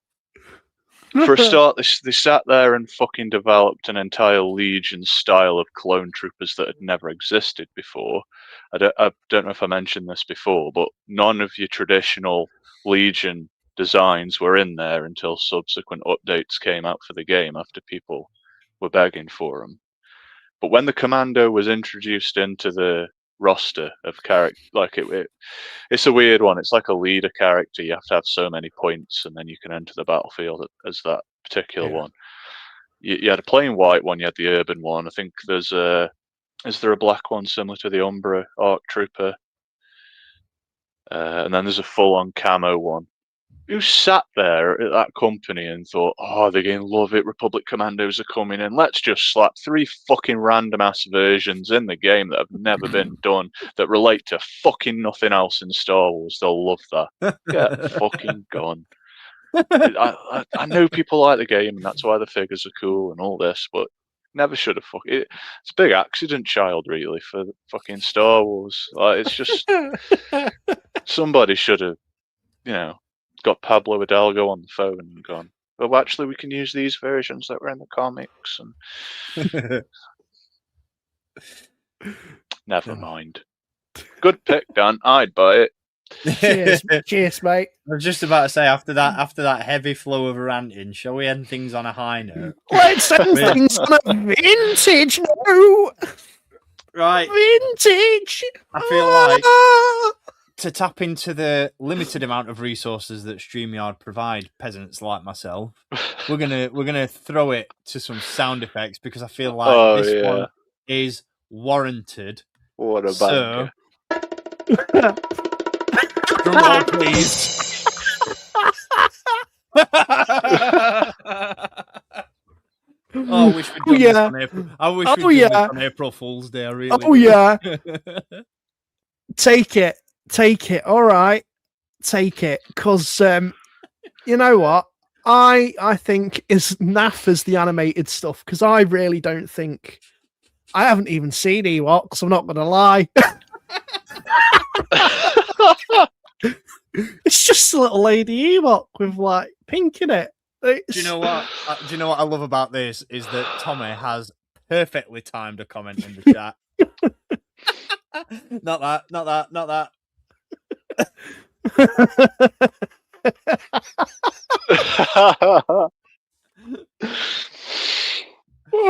Oh dear. Come on now, we need this absolute queen, don't we? Princess, mate. Princess. Well, soon to be. I tried to watch Ewoks a couple of years ago. It's hard, isn't it? I couldn't make it to episode 3. I managed to sit through droids, but that was a slog. I can't decide whether you're like. I feel like I'm right. Okay. when James pitched Nubs, I felt like that was actually a really inspired choice. But with this one, Dan, I really can't tell if you're trolling us or not. I don't know, mate. You know what? Rage bait is all about engagement, and I feel like, you know what? You tell me. you know what? I think we need to celebrate all of animation. We can't just ride off the dovetails of what we've now got, no, how glorious it is and where we're going in the future. Sometimes you really have to look back and think, God, that was shite. That's what I want a representation of on my shelf. I want a representation of, you know what, animation, that was a thing that they did. I don't know what they were smoking, but George Lucas wanted this done, and did he want it done? I don't even know. Maybe he didn't. Maybe it was a corporate decision. But Ewoks, Ewoks, Ewoks. I think we need a representation. This Vintage Collection got it. Why can't I have it in Black Series? To be honest, Dan, I was going to say I'm not familiar. Is it Nisa? Is it the female one that came in the 2-pack that Vintage got? Yes, it's. Let's just go for female in unspecific female. It's Princess Kanisa. Yeah. I would actually like that 2-pack just in Black Series. Yeah. Do what they did for that in Vintage Collection. Do it in Black Series. But if we get something like this, make sure that we get more Ewoks from Return of the Jedi, because it falls into that caveat again. Why the fuck have we got this when we haven't got X amount of characters that's significantly more important and could have just been easily done? That's it. I've got to say I'd buy it if they made it, because I pre-ordered that fucking Valentine's one. You all would. You all would buy it. You didn't. I did. Because unfortunately, mate. All right, shut up, fucking Credit Collection Dark Trooper. All right. It's actually right. Right. I'll gear that one, mate. Been waiting years for that one. It was a dark period in my life. Okay. One of your dark periods in your life, mate. Let's not bring up the other one. It was a dark trooper period. Because unfortunately, for those that don't know, the Valentine's Day Ewok is actually a loose reference to an Ewok in a particular open world sort of Star Wars, World of Warcraft type game from 2003. Star Wars Galaxies. Yeah. You can justify it all you want. I can justify it more than your Rainbow Dark Trooper, sir. And that's all that matters. He says with bloody Christmas singing droid. Hey, fuck off. That's me. Oh, yeah. No, that's pretty good. I like that. Pretty cool. It's pretty cool. I will not have you sit here and slander my droid that sings Jingle Bells. Well, everyone's slandering my list, so... Oh, that's it. So we're just trying to get even on it. Right, that's it. So we're talking live. It's over. We're done. Cancelled. Oh, dear. Look at the three of us. The bullied become the bullies. Not my Star Wars.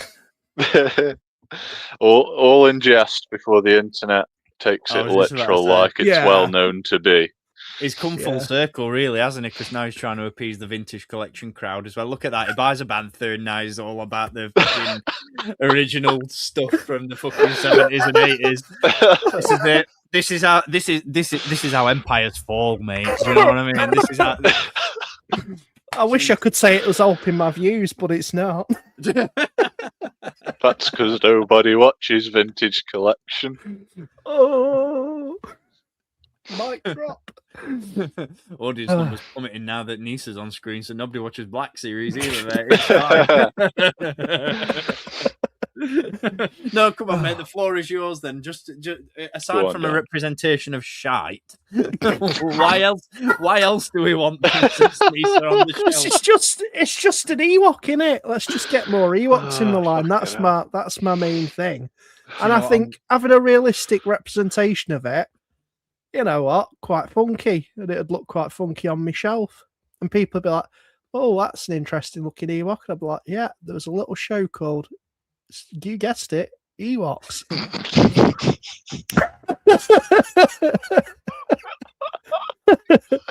And you know what? You probably didn't know that because nobody did watch it, but I have a thing on my shelf that represents it. And that's why I want it. Oh, dear. Hang on. What's he doing? I'm going to make you feel better, Dan. Have you got the He's 3 getting 3/4 his- inch he's one? getting his Dark Trooper out. Don't behave. There we go. Django Fett 220's giving me a good point there. Get that up on the screen. Come on. Get up on screen. You talk amongst yourselves. I'm going to, like I said. There we go. Someone was introduced through Star Wars because of Ewoks. Or droids. And you know what? They probably saw it and thought, you know what? That could be... Hey, they're just about to paint up your Dark Trooper, mate.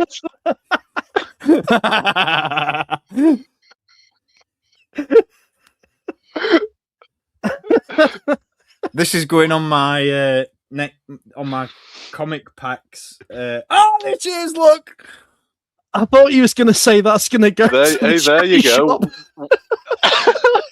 No, it's going on my comic pack wish list. Get it in publishing line. That's it. Flight to danger. I feel like this stream's been a flight to danger towards the end, to be fair. But there we go. You can tell we've all had a good first week back to work. Oh, mercy. Just imagine someone was introduced to this show and droids and they realise, you know what, this is pretty good. And then they see Star Wars and their mind would just be like... That's what I was just about to say. Imagine that being your gateway. Something with story! I was just about to say, imagine Ewoks or droids being your gateway to Star Wars and deciding to stick it through. They're doing another animated series called The Clone Wars. Well, do you know what? I've seen Ewoks and droids. I think I've seen. Has that got Ewoks in? No, it hasn't. Oh, not for me. Well, that was an inspired choice. Yeah. Here's what you could have had. It's alright, no one fucking watches till the end on replay. We're alright. Yeah. This is it. literally save the best till last. I must say, I did quite like Credit Collection before it got crazy. Before I realised they were all plagiarism, but yeah, I was just about to say, because if I'm not mistaken, I remember a conversation that me and you had about the Bo-Katan figure, and I said, "Oh, do you know what? I'm actually quite tempted to get that one because it could almost make for a good Clone Wars version." Yeah, I looked at it many times in game. Before the Clone Wars Black Series figures got progressively better. This is when I'm talking early days. I wouldn't dare. Now. Yeah, I actually bought the full first wave twice. I liked the card backs, and I wanted an open set when I had a little Mandalorian focus. I've since fucking sold them. All right, the first wave was nowhere near as silly as the Dark Trooper, because you could have bought the regular one, Steve. You're backpedaling. Yeah, no, actually, I couldn't. Well, I could, but at the time, the it was very cheap, right? It was very, very cheap, and the original was still retailing for a stupid amount. I'll put this to you. Star Action Figures have got the original one on sale now for about 17 quid. I am going to buy it, and I'm going to replace the Credit Collection one. Does that make you feel better? No, I feel a bit shit now. I'm sorry. If it's any consolation, as soon as this stream ends, I'm nipping back on Star Action Figures as well, and I'm going to purchase that Vintage Collection Ewoks 2-pack, so it's all good. I was actually thinking representation of how bad it is. It's representation, and it's like we were talking about at the start of the stream. It's nice to have those collectibles in your collection that have got a story behind them, and it's got a fucking story now. All right, there we go. Story so when people come, so next time you guys come to the collection room, you can go, "Oh look, that's the Ewoks pack that." Look at that! That's the hill that Dan died on. Oh dear! Nah, just solid. put a sticker on it of the date of my birth to this date today. That'll be on my grave. I'm going to engrave the Ewoks logo into the headstone. Yeah. No, mate. Do you know what? I love it. I actually do quite like that pick, and I think it's a nice way to wrap up the stream because by suffocating it. No, do you know what? It's like we were saying. It's been a stream of inspired choices. It's certainly been a stream. It's been one of the streams we've done. It's been one of the streams we've done. It's one of the picks you made. Oh, crikey. I feel like you've got to throw it like just for hang on, because I feel like we're losing people. Where are we? Just to appease and to make people just to ensure people that they don't think we're mental. There were some choices made, and they did make sense. these and they were good. So there we go. Calms my little art down seeing that again. That's what I mean. Let's bask in the tranquility that is sensible choices. That was a pain in the fucking arse put together. That was. I'm glad you did it and you didn't put it to me, mate, because I would not. If you'd have said, "Oh yeah, honourable mentions," but here's the list of characters, I'd have been like, "Fuck off, mate! You can make your own slide." My phone was only letting me put 12 pictures into a collage at once, so I had to do 3 and stitch them together. Wouldn't recommend that. Like I said, I'm just glad I didn't have to do it. But there we go. Dear. No, we are all logical beings. We are sensible people, and we don't. I don't. Well, maybe at least one of us wants Hasbro to make another pink Ewok, but can I show my X-wing before we finish, please? Yeah, go on. Let's throw it to recent pickups.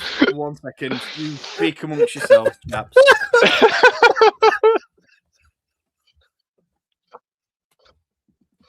Oh, damn. Go on. Oh, this is a good one. Start the fucking year with, isn't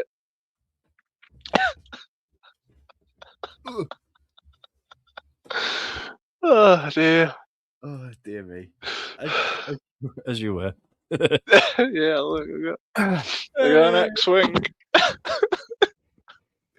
What's the sequel stuff? That's going to cement you in this reputation.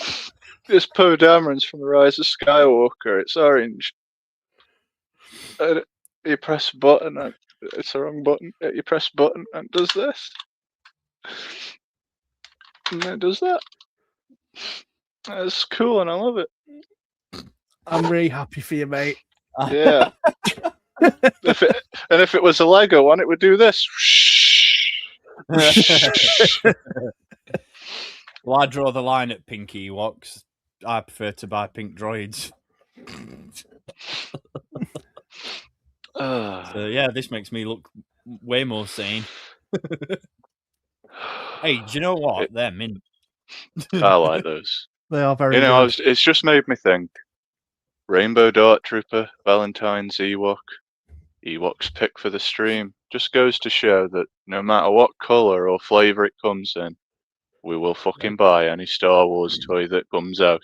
And George Lucas, sure as shit, might not have been right selling Star Wars to Disney, but he sure as shit was right keeping the fucking rights to the merchandise.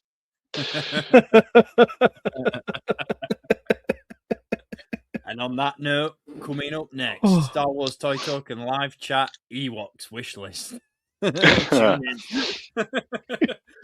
No, on that note, let's tease the folks at home with some stuff that we have got in the pipeline that hopefully will remedy our reputation that has just been considerably damaged towards the end of that stream. We've got plenty in the works. We've been hard at work on content for the next couple of months. As Dan alluded to earlier on in the stream, we are going to be touching on the expanded universe and legends. So no doubt Dan's list will just consist entirely of Ewoks, and witches and like wagons and stuff. I'm sure that's going to be great. Wagon. Is that a metaphor? No, it's just that wasn't there an Ewok battle wagon release for the Ewoks? Yeah. I thought you meant something else. I thought you meant someone's behind, because that's referred to as a wagon, isn't it? I clearly live in far more. First I've heard of that. As we found out earlier on, Dan, we obviously live a far more sheltered life than you, mate. So you do with your wagon as you please, but I've killed him off. Look, he's gone. My wagon sits on one of these. I just use the word in context. My wagon's killing me, so we need to wrap up. But no, we will be tackling on a future wish list. Date to be confirmed.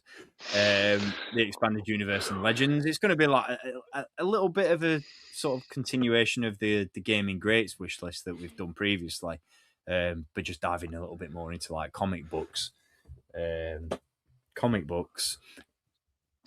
video games and things like that.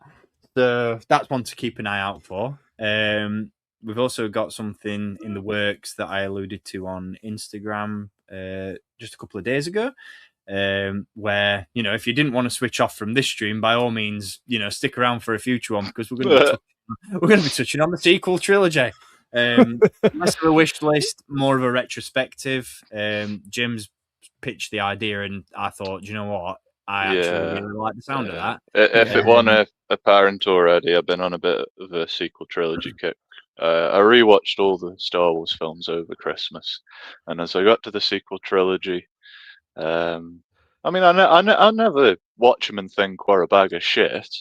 There are obviously things I'd like to change, but just little things though. I think then, you know, I like them. I don't care. I like them, and I'm proud of it.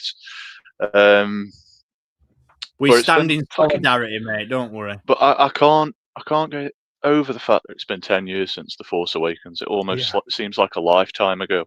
Yeah, it's mental, isn't it? Merchandising, how films were promoted, it's all drastically differed. So I thought it needs its flowers, as Brandon might say. It deserves its own time to breathe once again, in the company of gentlemen that appreciate the finer works of art in life. That's it. So, do you know what? It feels like a lifetime, but at the same time, it doesn't. Yeah. Because it still feels like a split second ago that I was getting all hyped up for and theorizing what was going to happen, who was going to be there in the movies and stuff. It's a fever dream at this point that it's been 10 years, but. No, forever young, I want to be forever young. If only. But no, to James's point, we will be touching on not so much a wish list, but because we've already done one of those, but more of a retrospective of the sequel trilogy, looking back on 10 years, you know, analysing the hype around the release of The Force Awakens, taking a bit of a dive into the merchandise launch, favourite items from the sequel trilogy that we've picked up over the years, all that sort of stuff. It's going to be a pretty cool discussion, I think. And then on top of that, we've also got a live stream planned for probably sometime next month or the month after, as the three of us at the end of this month, January 31st, and a shout out to anyone who might be attending that event. We are all heading to Newark Showground for the Festival of the Force event. So if you guys are out and about and you're heading to Festival of the Force, keep an eye out, come and say hello. We will be there. And it should be a pretty good event. Really looking forward to it. Dan, you've attended one previously, so you've got a bit of an idea of what to expect. Yeah, I went to the York one, which was, I think it's a little bit smaller, but I've heard good things about the Newark one, especially with the guest lineup. Yeah, it's looking good. Very nice. as one to like, I'm not going to go run through the entire guest list now, but just one to point out is it Jamie Glover? Is that his name? Is it Jamie Glover? Yes, yeah. Yes. He plays Mr. Treneman in Waterloo Road. There we go. But also plays Darth Malgus in Old Republic. Yeah. And if you compare the two characters, they're very different. It's really funny. So yeah, we'll be on hand for that, and we'll be doing a bit of a live stream to recap everything that we get up to at Festival of the Force, and also 2 weeks after Festival of the Force, I'm off to Disney World in Florida if the world hasn't burned down by then, and obviously I'll be going to Galaxy's Edge and spending an insane amount of money on merch, so it'll cover everything really. It'll be a bit of a haul recap. Bit of an experience recap, hoping to get some footage from Galaxy's Edge and Batuu, and yeah, should be a good one. So we've got plenty of live chats coming up, hopefully that revolve a little bit less around Ewoks and more about cool stuff. But be that as it may, each to their own, right, Dan? I thought it was very good. May the puns be with you.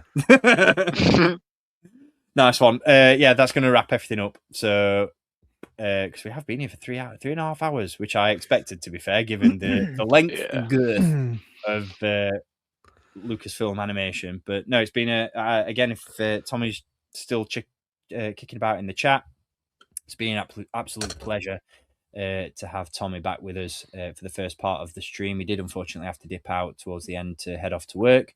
Got a very important job to do.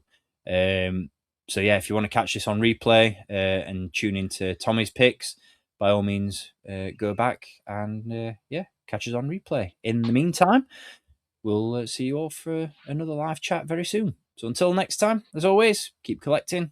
May the Force be with you. Keys.